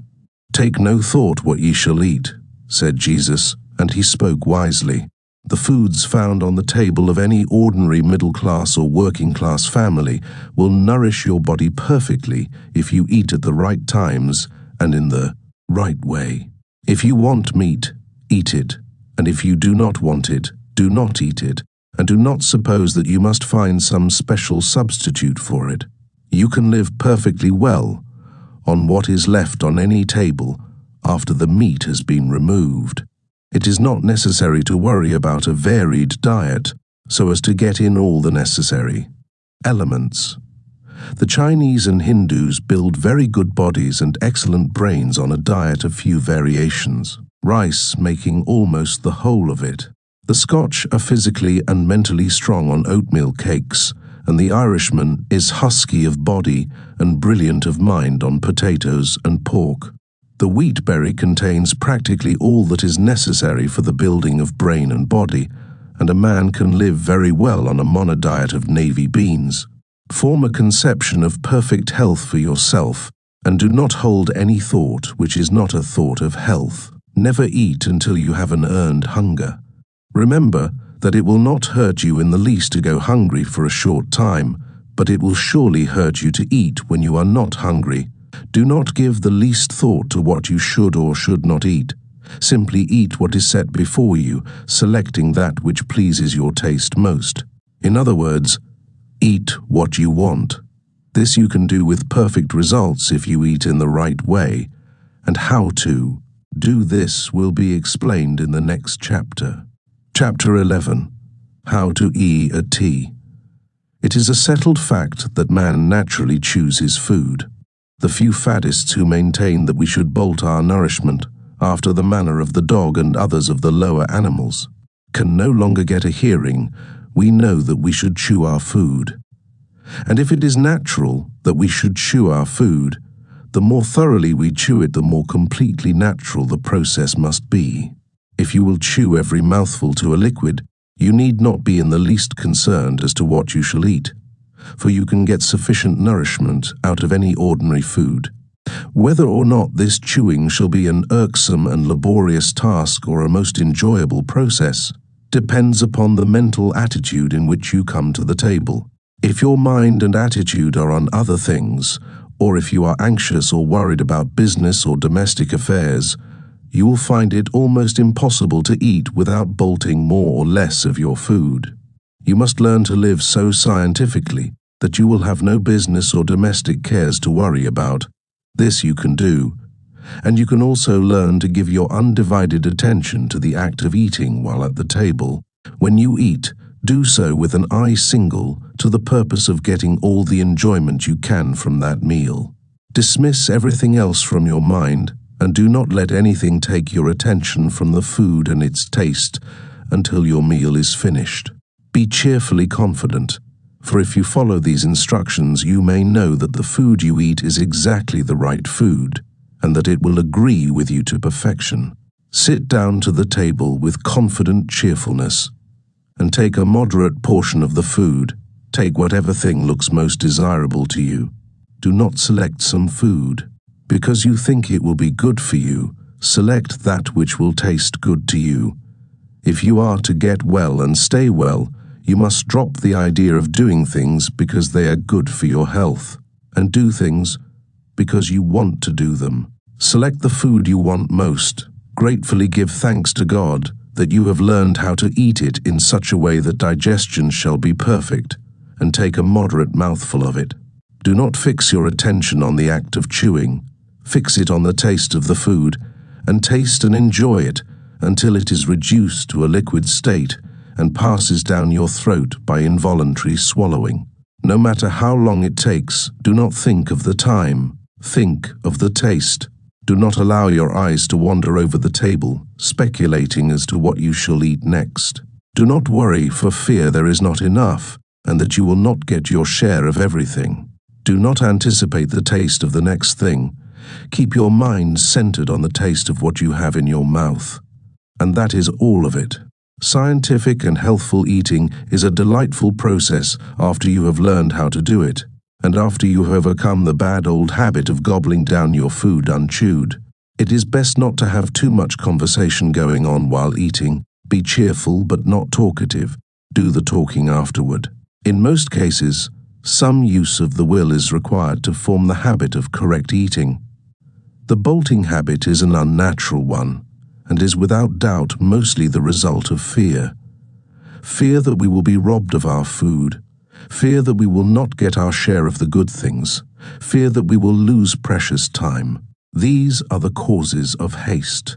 Then there is anticipation of the dainties that are to come for dessert, and the consequent desire to get at them as quickly as possible, and there is mental abstraction, or thinking of other matters while eating. All these must be overcome. When you find that your mind is wandering, call a halt, think for a moment of the food, and of how good it tastes, of the perfect digestion and assimilation that are going to follow the meal, and begin again. Begin again and again, though you must do so 20 times in the course of a single meal, and again, though you must do so every meal for weeks and months. It is perfectly certain that you can form the Fletcher habit if you persevere, and when you have formed it, you will experience a healthful pleasure you have never known. This is a vital point, and I must not leave it until I have thoroughly impressed it upon your mind. Given the right materials perfectly prepared, the principle of health will positively build you a perfectly healthy body, and you cannot prepare the materials perfectly in any other way than the one I am describing. If you are to have perfect health, you must eat in just this way you can, and the doing of it is only a matter of a little perseverance. What use for you to talk of mental control unless you will govern yourself in so simple a matter as ceasing to bolt your food? What use to talk of concentration unless you can? Keep your mind on the act of eating for so short a space as 15 or 20 minutes, especially with all the pleasures of taste to help you. Go on and conquer. In a few weeks, or months, as the case may be, you will find the habit of scientific eating becoming fixed, and soon you will be in so splendid a condition, mentally and physically, that nothing would induce you to return to the bad old way.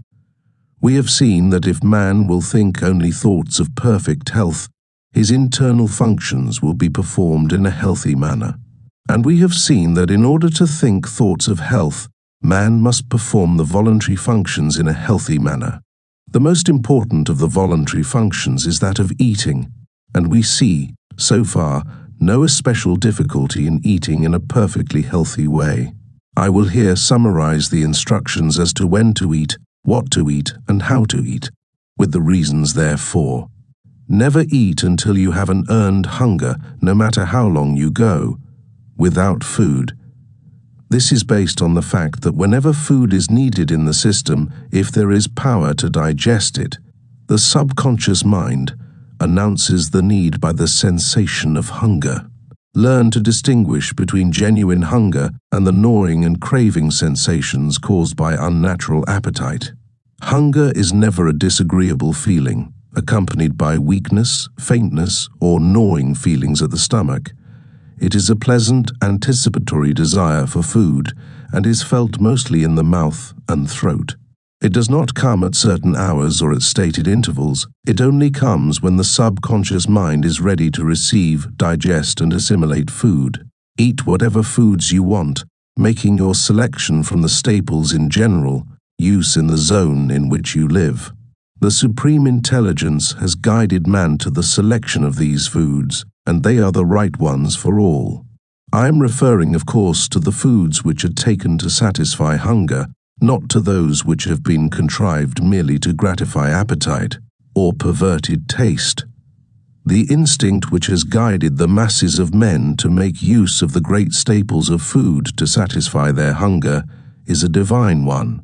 God has made no mistake. If you eat these foods, you will not go wrong. Eat your food with cheerful confidence and get all the pleasure that is to be had from the taste of every mouthful. Chew each morsel to a liquid, keeping your attention fixed on the enjoyment of the process.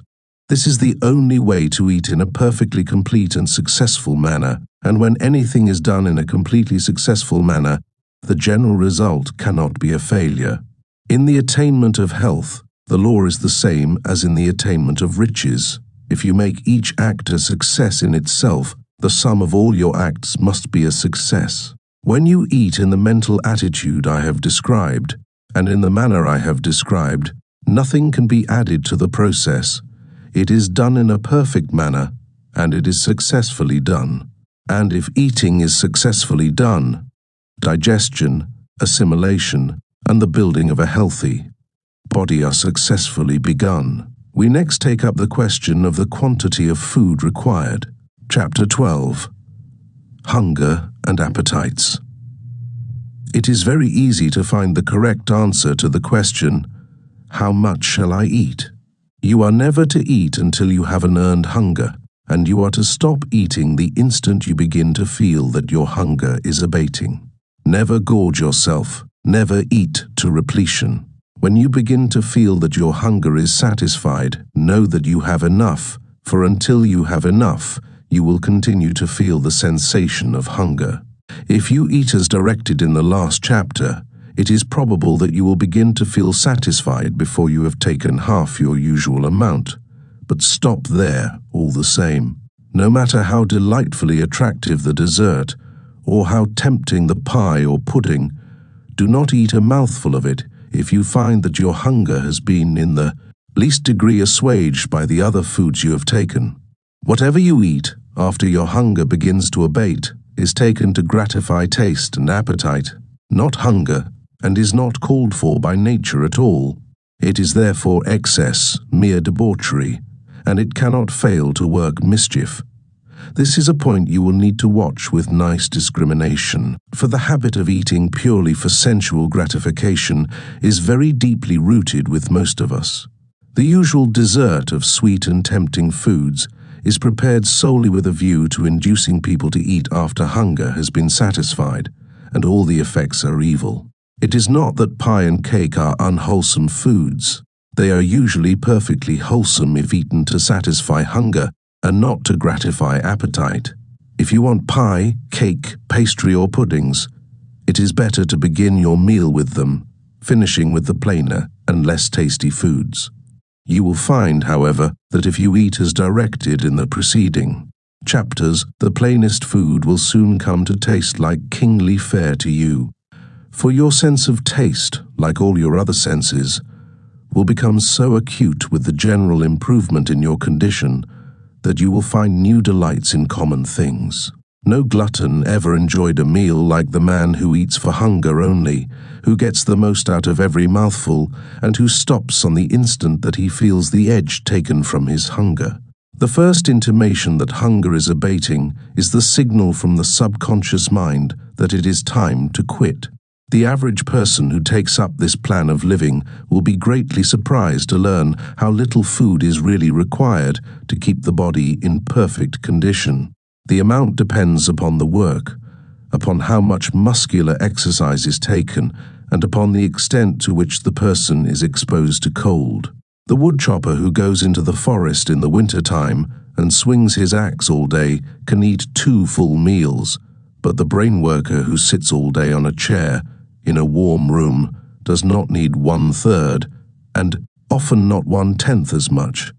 Most woodchoppers eat 2 or 3 times as much, and most brain workers from 3 to 10 times as much as nature calls for. And the elimination of this vast amount of surplus rubbish from their systems is a tax on vital power, which in time depletes their energy and leaves them an easy prey to so-called disease. Get all possible enjoyment out of the taste of your food, but never eat anything merely because it tastes good. And on the instant that you feel that your hunger is less keen, stop eating. If you will consider for a moment, you will see that there is positively no other way for you to settle these various food questions than by adopting the plan here laid down for you.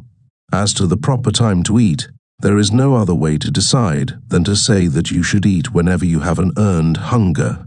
It is a self-evident proposition that that is the right time to eat, and that any other is a wrong time to eat. As to what to eat, the eternal wisdom has decided that the masses of men shall eat the staple products of the zones in which they live. The staple foods of your particular zone are the right foods for you, and the eternal wisdom, working in and through the minds of the masses of men, has taught them how best to prepare these foods by cooking and otherwise. And as to how to eat, you know that you must chew your food, and if it must be chewed, then reason tells us that the more thorough and perfect the operation, the better. I repeat that success in anything is attained by making each separate act a success in itself. If you make each action, however small and unimportant, a thoroughly successful action, your day's work as a whole cannot result in failure. If you make the actions of each day successful, the sum total of your life cannot be failure. A great success is the result of doing a large number of little things, and doing each one in a perfectly successful way. If every thought is a healthy thought, and if every action of your life is performed in a healthy way, you must soon attain to perfect health. It is impossible to devise a way in which you can perform the act of eating more successfully, and in a manner more in accord with the laws of life, than by chewing every mouthful to a liquid, enjoying the taste fully, and keeping a cheerful confidence the while. Nothing can be added to make the process more successful, while if anything be subtracted, the process will not be a completely healthy one. In the matter of how much to eat, you will also see that there could be no other guide so natural, so safe, and so reliable as the one I have prescribed to stop eating on the instant you feel that your hunger begins to abate.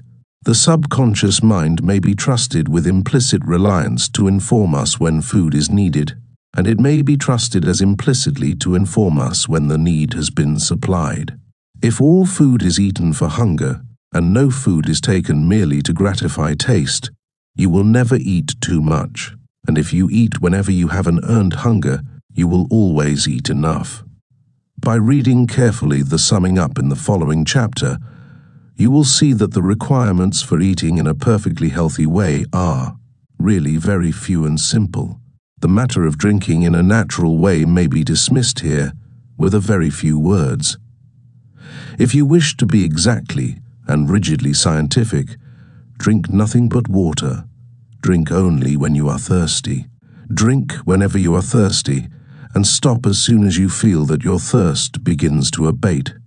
But if you are living rightly in regard to eating, it will not be necessary to practice asceticism or great self-denial in the matter of drinking. You can take an occasional cup of weak coffee without harm. You can, to a reasonable extent, follow the customs of those around you. Do not get the soda fountain habit. Do not drink merely to tickle your palate with sweet liquids. Be sure that you take a drink of water whenever you feel thirst. Never be too lazy, too indifferent, or too busy to get a drink of water when you feel the least thirst. If you obey this rule, you will have little inclination to take strange and unnatural drinks. Drink only to satisfy thirst. Drink whenever you feel thirst, and stop drinking as soon as you feel thirst. Abating. That is the perfectly healthy way to supply the body with the necessary fluid material for its internal processes. Chapter. In a nutshell, there is a cosmic life which permeates, penetrates, and fills the interspaces of the universe, being in and through all things. This life is not merely a vibration or form of energy. It is a living substance. All things are made from it. It is all and in all. This substance thinks, and it assumes the form of that which it thinks about. The thought of a form in this substance creates the form. The thought of a motion institutes the motion. The visible universe, with all its forms and motions, exists because it is in the thought of original substance. Man is a form of original substance and can think original thoughts, and within himself man's thoughts have controlling, or formative power. Condition produces that condition. The thought of a motion institutes that motion. So long as man thinks of the conditions and motions of disease, so long will the conditions and motions of disease exist within him. If man will think only of perfect health, the principle of health within him will maintain normal. The thought of conditions. To be well, man must form a conception of perfect health, and hold thoughts harmonious with that conception as regards himself and all things. He must think only of healthy conditions and functioning. He must not permit a thought of unhealthy or abnormal conditions or functioning to find lodgment in his mind at any time. In order to think only of healthy conditions and functioning, man must perform the voluntary acts of life in a perfectly healthy way. He cannot think perfect health so long as he knows that he is living in a wrong or unhealthy way, or even so long as he has doubts as to whether or not he is living in a healthy way. Man cannot think thoughts of perfect health while his voluntary functions are performed in the manner of one who is sick. The voluntary functions of life are eating, drinking, breathing, and sleeping. When man thinks only of healthy conditions and functioning, and performs these externals in a perfectly healthy manner, he must have perfect health. In eating, man must learn to be guided by his hunger. He must distinguish between hunger and appetite, and between hunger and the cravings of habit. He must never eat unless he feels an earned hunger. He must learn that genuine hunger is never present after natural sleep, and that the demand for an early morning meal is purely a matter of habit and appetite.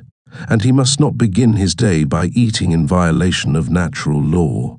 He must wait until he has an earned hunger, which, in most cases, will make his first meal come at about the noon hour. No matter what his condition, vocation, or circumstances, he must make it his. Rule not to eat until he has an earned hunger, and he may remember that it is far better to fast for several hours after he has become hungry than to eat before he begins to feel hunger.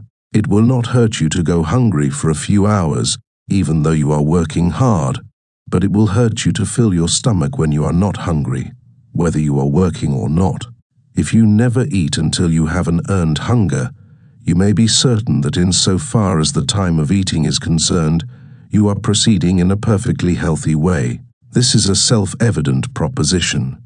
As to what he shall eat, man must be guided by that intelligence which has arranged that the people of any given portion of the earth's surface must live on the staple products of the zone which they inhabit.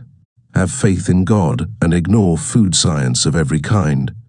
Do not pay the slightest attention to the controversies as to the relative merits of cooked and raw foods, of vegetables and meats, or as to your need for carbohydrates and proteins. Eat only when you have an earned hunger, and then take the common foods of the masses of the people in the zone in which you live, and have perfect confidence that the results will be good. They will be. Do not seek for luxuries, or for things imported or fixed up to tempt the taste. Stick to the plain solids, and when these do not taste good, fast until they do. Do not seek for light foods, for easily digestible or healthy foods. Eat what the farmers and working men eat. Then you will be functioning in a perfectly healthy manner, so far as what to eat is concerned. I repeat, if you have no hunger or taste for the plain foods, do not eat at all. Wait until hunger comes. Go without eating until the plainest food tastes good to you, and then begin your meal with what you like best. In deciding how to eat, man must be guided by reason. We can see that the abnormal states of hurry and worry produced by wrong thinking about business and similar things have led us to form the habit of eating too fast and chewing too little. Reason tells us that food should be chewed, and that the more thoroughly it is chewed, the better it is prepared for the chemistry of digestion. Furthermore, we can see that the man who eats slowly and chews his food to a liquid, keeping his mind on the process and giving it his undivided attention, will enjoy more of the pleasure of taste than he who bolts his food with his mind on something else. To eat in a perfectly healthy manner, man must concentrate his attention on the act. With cheerful enjoyment and confidence, he must taste his food, and he must reduce each mouthful to a liquid before swallowing it.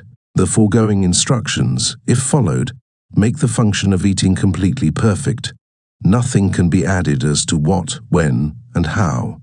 In the matter of how much to eat, man must be guided by the same inward intelligence, or principle of health, which tells him when food is wanted. He must stop eating in the moment that he feels hunger abating. He must not eat beyond this point to gratify taste. If he ceases to eat in the instant that the inward demand for food ceases, he will never overeat, and the function of supplying the body with food will be performed in a perfectly healthy manner. The matter of eating naturally is a very simple one.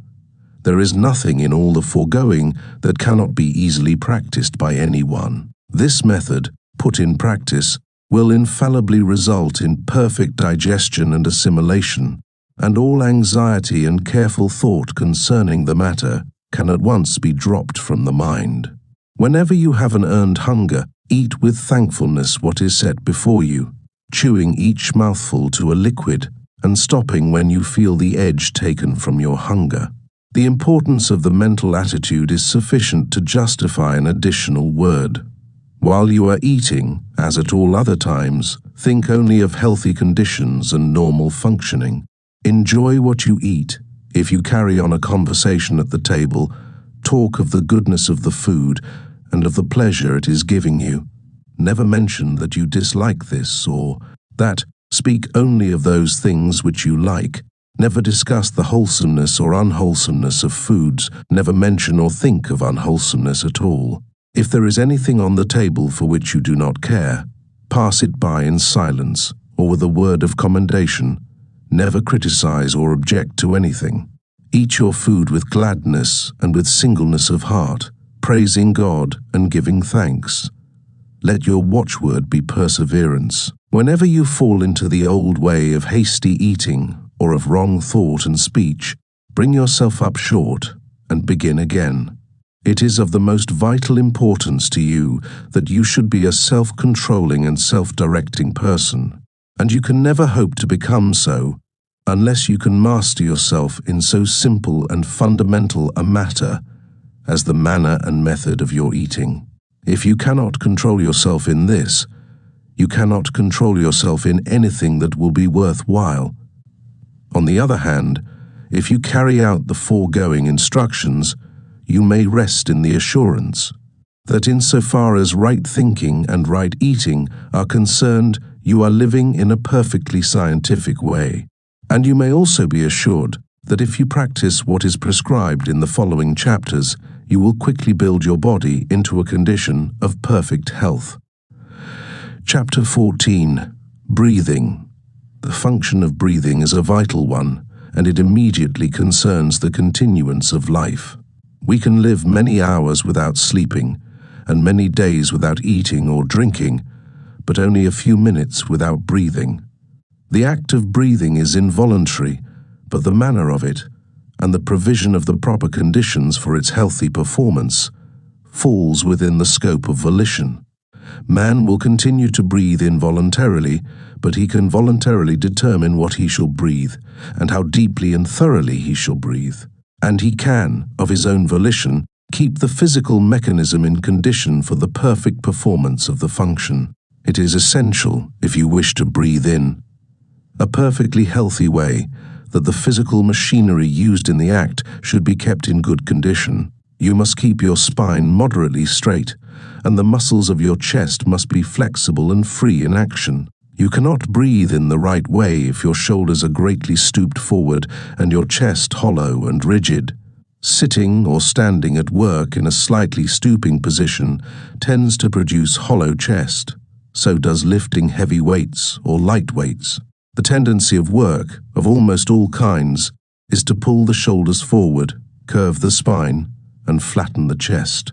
And if the chest is greatly flattened, full and deep breathing becomes impossible, and perfect health is out of the question.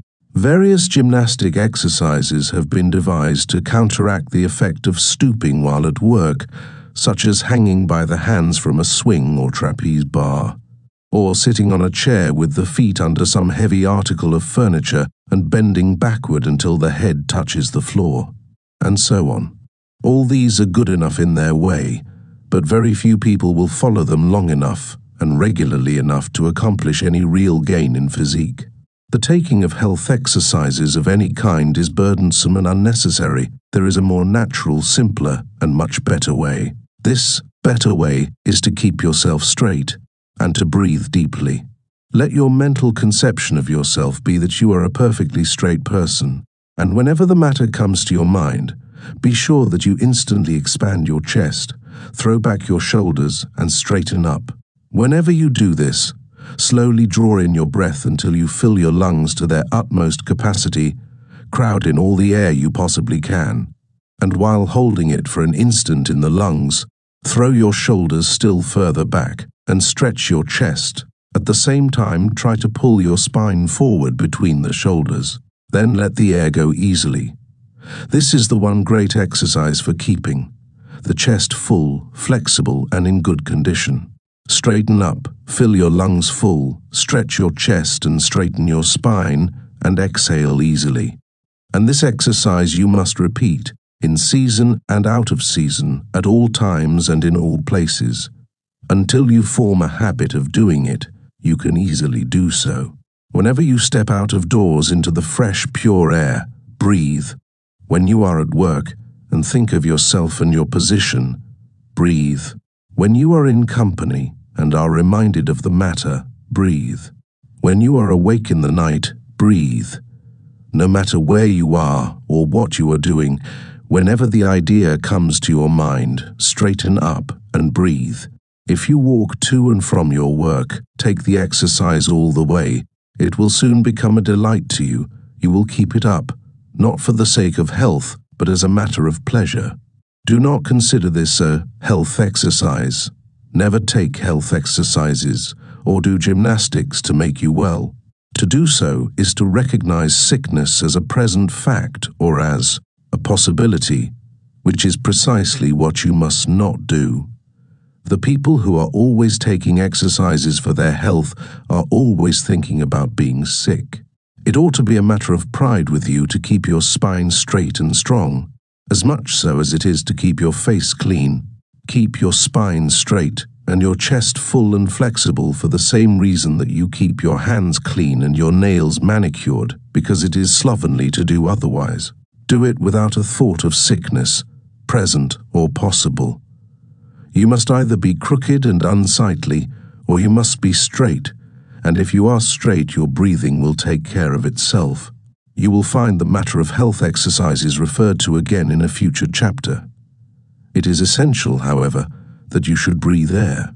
It appears to be the intention of nature that the lungs should receive air containing its regular percentage of oxygen, and not greatly contaminated by other gases or by filth of any kind. Do not allow yourself to think that you are compelled to live or work where the air is not fit to breathe. If your house cannot be properly ventilated, move, and if you are employed where the air is bad, get another job. You can, by practicing the methods given in the preceding volume of this series, The Science of Getting Rich. If no one would consent to work in bad air, employers would speedily see to it that all workrooms were properly ventilated. The worst air is that from which the oxygen has been exhausted by breathing, as that of churches and theatres where crowds of people congregate, and the outlet and supply of air are poor. Next to this is air containing other gases than oxygen and hydrogen, sewer gas, and the effluvium from decaying things. Air that is heavily charged with dust or particles of organic matter may be endured better than any of these. Small particles of organic matter other than food are generally thrown off from the lungs, but gases go into the blood. I speak advisedly when I say other than food. Air is largely a food. It is the most thoroughly alive thing we take into the body. Every breath carries in millions of microbes, many of which are assimilated. The odors from earth, grass, tree, flower, plant, and from cooking foods are foods in themselves.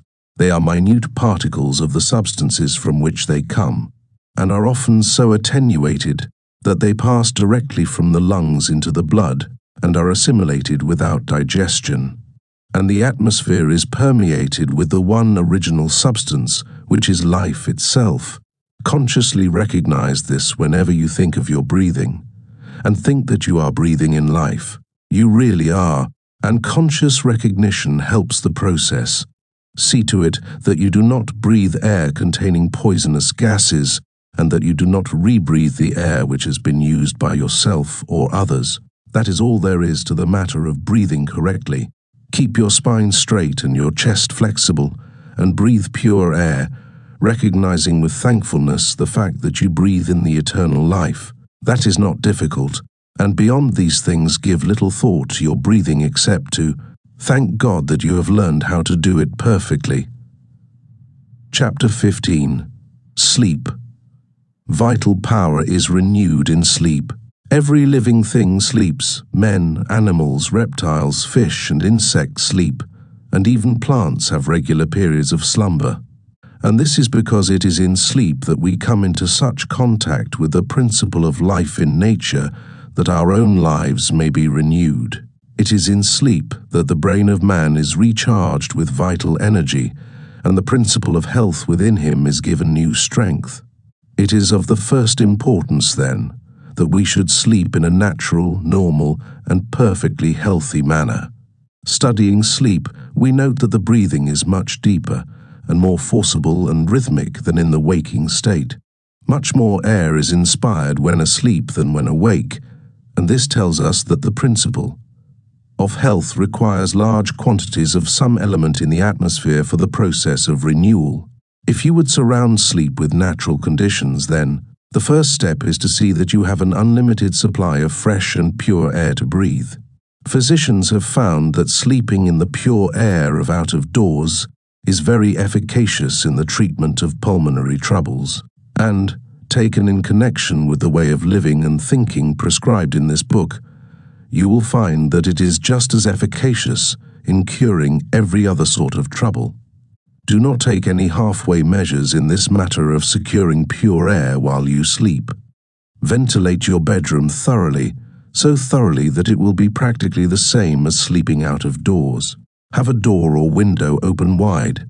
Have one open on each side of the room if possible. If you cannot have a good draught of air across the room, pull the head of your bed close to the open window, so that the air from without may come fully into your face. No matter how cold or unpleasant the weather, have a window open and open wide and try to get a circulation of pure air through the room. Pile on the bedclothes if necessary to keep you warm, but have an unlimited supply of fresh air from out of doors. This is the first great requisite for healthy sleep. The brain and nerve centers cannot be thoroughly vitalized if you sleep in dead or stagnant air. You must have the living atmosphere, vital with nature's principle of life. I repeat, do not make any compromise in this matter. Ventilate your sleeping room completely, and see that there is a circulation of outdoor air through it while you sleep. You are not sleeping in a perfectly healthy way if you shut the doors and windows of your sleeping room, whether in winter or summer. Have fresh air. If you are where there is no fresh air, move. If your bedroom cannot be ventilated, get into another house. Next in importance is the mental attitude in which you go to sleep. It is well to sleep intelligently, purposefully, knowing what you do it for. Lie down thinking that sleep is an infallible vitalizer, and go to sleep with a confident faith that your strength is to be renewed, that you will awake full of vitality and health. Put purpose into your sleep as you do into your eating. Give the matter your attention for a few minutes as you go to rest. Do not seek your couch with a discouraged or depressed feeling. Go there joyously to be made whole. Do not forget the exercise of gratitude in going to sleep. Before you close your eyes, give thanks to God for having shown you the way to perfect health, and go to sleep with this grateful thought uppermost in your mind. A bedtime prayer of thanksgiving is a mighty good thing. It puts the principle of health within you into communication with its source, from which it is to receive new power while you are in the silence of unconsciousness. You may see that the requirements for perfectly healthy sleep are not difficult. First, to see that you breathe pure air from out of doors while you sleep, and, second, to put the within into touch with the living substance by a few minutes of grateful meditation as you go to bed. Observe these requirements, go to sleep in a thankful and confident frame of mind, and all will be well. If you have insomnia, do not let it worry you. While you lie awake, form your conception of health. Meditate with thankfulness on the abundant life which is yours. Breathe and feel perfectly confident that you will sleep in due time, and you will. Insomnia, like every other ailment, must give way before the principle of health aroused to full constructive activity by the course of thought and action herein described. The reader will now comprehend that it is not at all burdensome or disagreeable to perform the voluntary functions of life in a perfectly healthy way. The perfectly healthy way is the easiest, simplest, most natural, and most pleasant way. The cultivation of health is not a work of art, difficulty, or strenuous labor. You have only to lay aside artificial observances of every kind, and eat, drink, breathe, and sleep in the most natural and delightful way. And if you do this, thinking health, and only health, you will certainly be well. Chapter 16. Supplementary. Instructions. In forming a conception of health, it is necessary to think of the manner in which you would live and work if you were perfectly well and very strong. To imagine yourself doing things in the way of a perfectly well and very strong person, until you have a fairly good conception of what you would be if you were well. Then take a mental and physical attitude in harmony with this conception, and do not depart from this attitude. You must unify yourself in thought with the thing you desire, and whatever state or condition you unify with yourself in thought will soon become unified with you in body. The scientific way is to sever relations with everything you do not want, and to enter into relations with everything you do want. Form a conception of perfect health, and relate yourself to this conception in word, act, and attitude. Guard your speech. Make every word harmonize with the conception of perfect health. Never complain. Never say things like these: "I did not sleep well last night. I have a pain in my side. I do not feel at all well today," and so on. Say, "I am looking forward to a good night's sleep tonight. I can see that I progress rapidly," and things of similar meaning. Insofar as everything which is connected with disease is concerned, your way is to forget it, and insofar as everything which is connected with health is concerned, your way is to unify yourself with it in thought and speech. This is the whole thing in a nutshell. Make yourself one with health in thought, word, and action, and do not connect yourself with sickness either by thought, word, or action. Do not read doctor books or medical literature, or the literature of those whose theories conflict with those herein set. Fourth, To do so will certainly undermine your faith in the way of living upon which you have entered, and cause you to again come into mental relations with disease. This book really gives you all that is required. Nothing essential has been omitted, and practically all the superfluous has been eliminated. The science of being well is an exact science, like arithmetic. Nothing can be added to the fundamental principles, and if anything be taken from them, a failure will result. If you follow strictly the way of living prescribed in this book, you will be well, and you certainly can follow this way, both in thought and action. Relate not only yourself, but so far as possible all others in your thoughts to perfect health. Do not sympathize with people when they complain, or even when they are sick and suffering. Turn their thoughts into a constructive channel if you can. Do all you can for their relief, but do it with a health thought in your mind. Do not let people tell their woes and catalogue their symptoms to you. Turn the conversation to some other subject, or excuse yourself and go. Better be considered an unfeeling person than to have the disease thought forced upon you.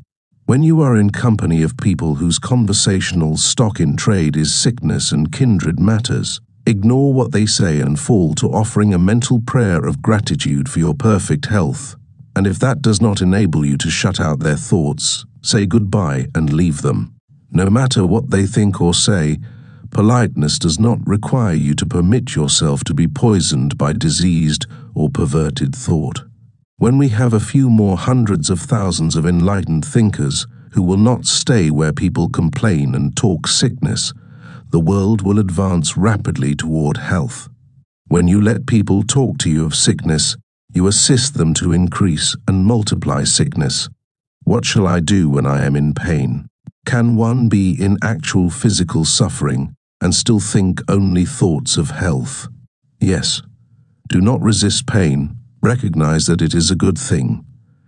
Pain is caused by an effort of the principle of health to overcome some unnatural condition. This you must know and feel. When you have a pain, think that a process of healing is going on in the affected part and mentally assist and cooperate with it. Put yourself in full mental harmony with the power which is causing the pain. Assist it. Help it along. Do not hesitate, when necessary, to use hot fermentations and similar means to further the good work which is going on. If the pain is severe, lie down and give your mind to the work of quietly and easily cooperating with the force which is at work for your good. This is the time to exercise gratitude and faith. Be thankful for the power of health which is causing the pain, and be certain that the pain will cease as soon as the good work is done. Fix your thoughts with confidence on the principle of health, which is making such conditions within you that pain will soon be unnecessary. You will be surprised to find how easily you can conquer pain. And after you have lived for a time in this scientific way, pains and aches will be things unknown to you. What shall I do when I am too weak for my work? Shall I drive myself beyond my strength, trusting in God to support me? Shall I go on like the runner, expecting a second wind? No, better not.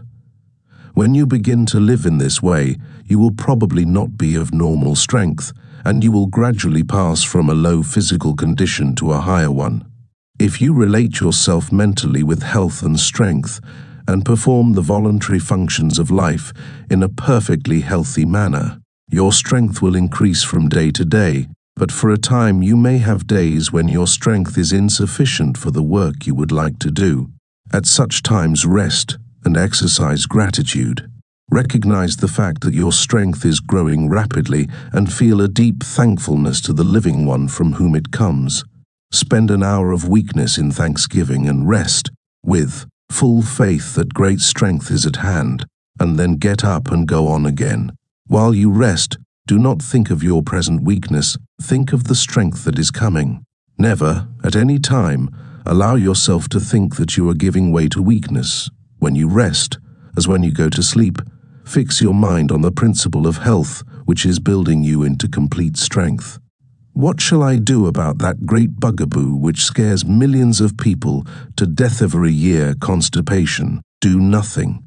the ABZ or our own nutrition, and get the full force of his explanation of the fact that when you live on this scientific plan, you need not, and indeed cannot, have an evacuation of the bowels every day, and that an operation in from once in 3 days to once in 2 weeks is quite sufficient for perfect health. The gross feeders who eat from 3 to 10 times as much as can be utilized in their systems have a great amount of waste to eliminate. But if you live in the manner we have, read Horace Fletcher on, described, it will be otherwise with you. If you eat only when you have an earned hunger, and chew every mouthful to a liquid, and if you stop eating the instant you begin to be conscious of an abatement of your hunger, you will so perfectly prepare your food for digestion and assimilation that practically all of it will be taken up by the absorbents, and there will be little, almost nothing, remaining in the bowels to be excreted. If you are able to entirely banish from your memory all that you have read in doctor books and patent medicine advertisements concerning constipation, you need give the matter no further thought at all. The principle of health will take care of it. But if your mind has been filled with fear thought in regard to constipation, it may be well in the beginning for you to occasionally flush the colon with warm water. There is not the least need of doing it, except to make the process of your mental emancipation from fear a little easier. It may be worthwhile for that. And as soon as you see that you are making good progress, and that you have cut down your quantity of food and are really eating in the scientific way, dismiss constipation from your mind forever. You have nothing more to do with it. Put your trust in that principle within you, which has the power to give you perfect health. Relate it by your reverent gratitude to the principle of life, which is all power, and go on your way rejoicing. What about exercise? Everyone is the better for a little all-round use of the muscles every day, and the best way to get this is to do it by engaging in some form of play or amusement. Get your exercise in the natural way, as recreation, not as a forced stunt for health's sake alone. Ride a horse or a bicycle, play tennis or 10 pins, or toss a ball.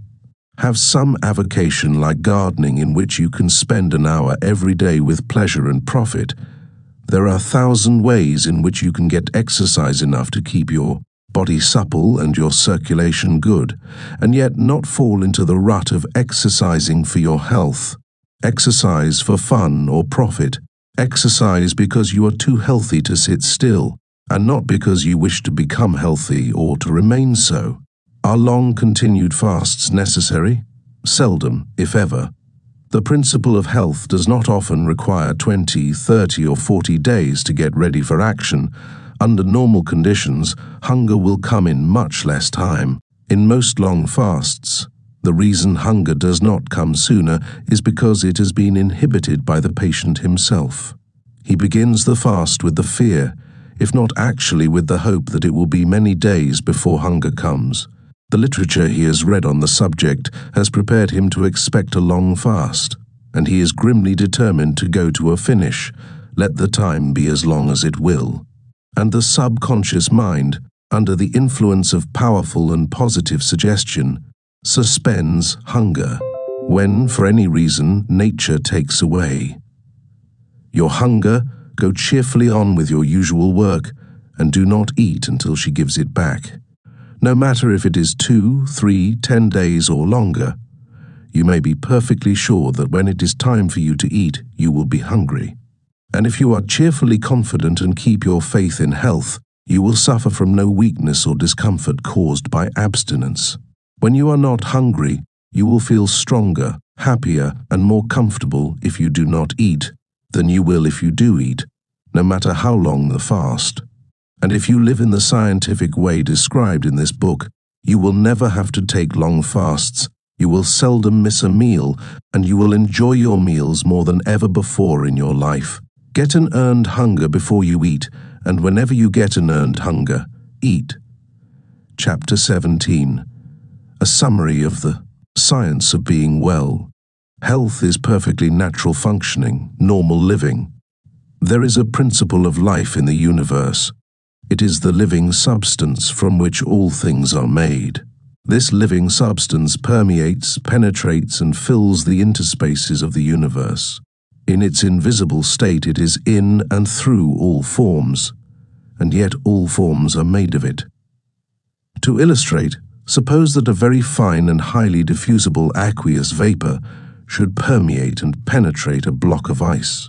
The ice is formed from living water and is living water in form, while the vapor is also living water, unformed, permeating a form made from itself. This illustration will explain how living substance permeates all forms made from it. All life comes from it. It is all the life there is. This universal substance is a thinking substance and takes the form of its thought. The thought of a form, held by it, creates the form, and the thought of a motion causes the motion. It cannot help thinking, and so is forever creating, and it must move on toward fuller and more complete expression of itself. This means toward more complete life and more perfect functioning, and that means toward perfect health. The power of the living substance must always be exerted toward perfect health. It is a force in all things making for perfect functioning. All things are permeated by a power which makes for health. Man can relate himself to this power and ally himself with it. He can also separate himself from it in his thoughts. Man is a form of this living substance and has within him a principle of health. This principle of health, when in full constructive activity, causes all the involuntary functions of man's body to be perfectly performed. Man is a thinking substance, permeating a visible body, and the processes of his body are controlled by his thought. When man thinks only thoughts of perfect health, the internal processes of his body will be those of perfect health. Man's first step toward perfect health must be to form a conception of himself as perfectly healthy and as doing all things in the way and manner of a perfectly healthy person. Having formed this conception, he must relate himself to it in all his thoughts and sever all thought relations with disease and weakness. If he does this and thinks his thoughts of health with positive faith, man will cause the principle of health within him to become constructively active and to heal all his diseases. He can receive additional power from the universal principle of life by faith, and he can acquire faith by looking to this principle of life with reverent gratitude for the health it gives him. If man will consciously accept the health which is being continually given to him by the living substance, and if he will be duly grateful therefore, he will develop faith. Man cannot think only thoughts of perfect health unless he performs the voluntary functions of life in a perfectly healthy manner. These voluntary functions are eating, drinking, breathing, and sleeping. If man thinks only thoughts of health, has faith in health, and eats, drinks, breathes, and sleeps in a perfectly healthy way, he must have perfect health. Health is the result of thinking and acting in a certain way, and if a sick man begins to think and act in this way, the principle of health within him will come into constructive activity and heal all his diseases. This principle of health is the same in all, and is related to the life principle of the universe. It is able to heal every disease, and will come into activity whenever man thinks and acts in accordance with the SCI. Sense of being well. Therefore, every man can attain to perfect health. Thank you for riding the waves of wisdom with us on Book Waves. If you enjoyed this audiobook, let us know by giving it a thumbs up and sharing your favorite part in the comments below. Don't forget to subscribe and turn on notifications to stay tuned for more life-changing audiobooks and insights. Keep growing, keep learning, and remember, every great wave starts as a ripple. See you in the next chapter.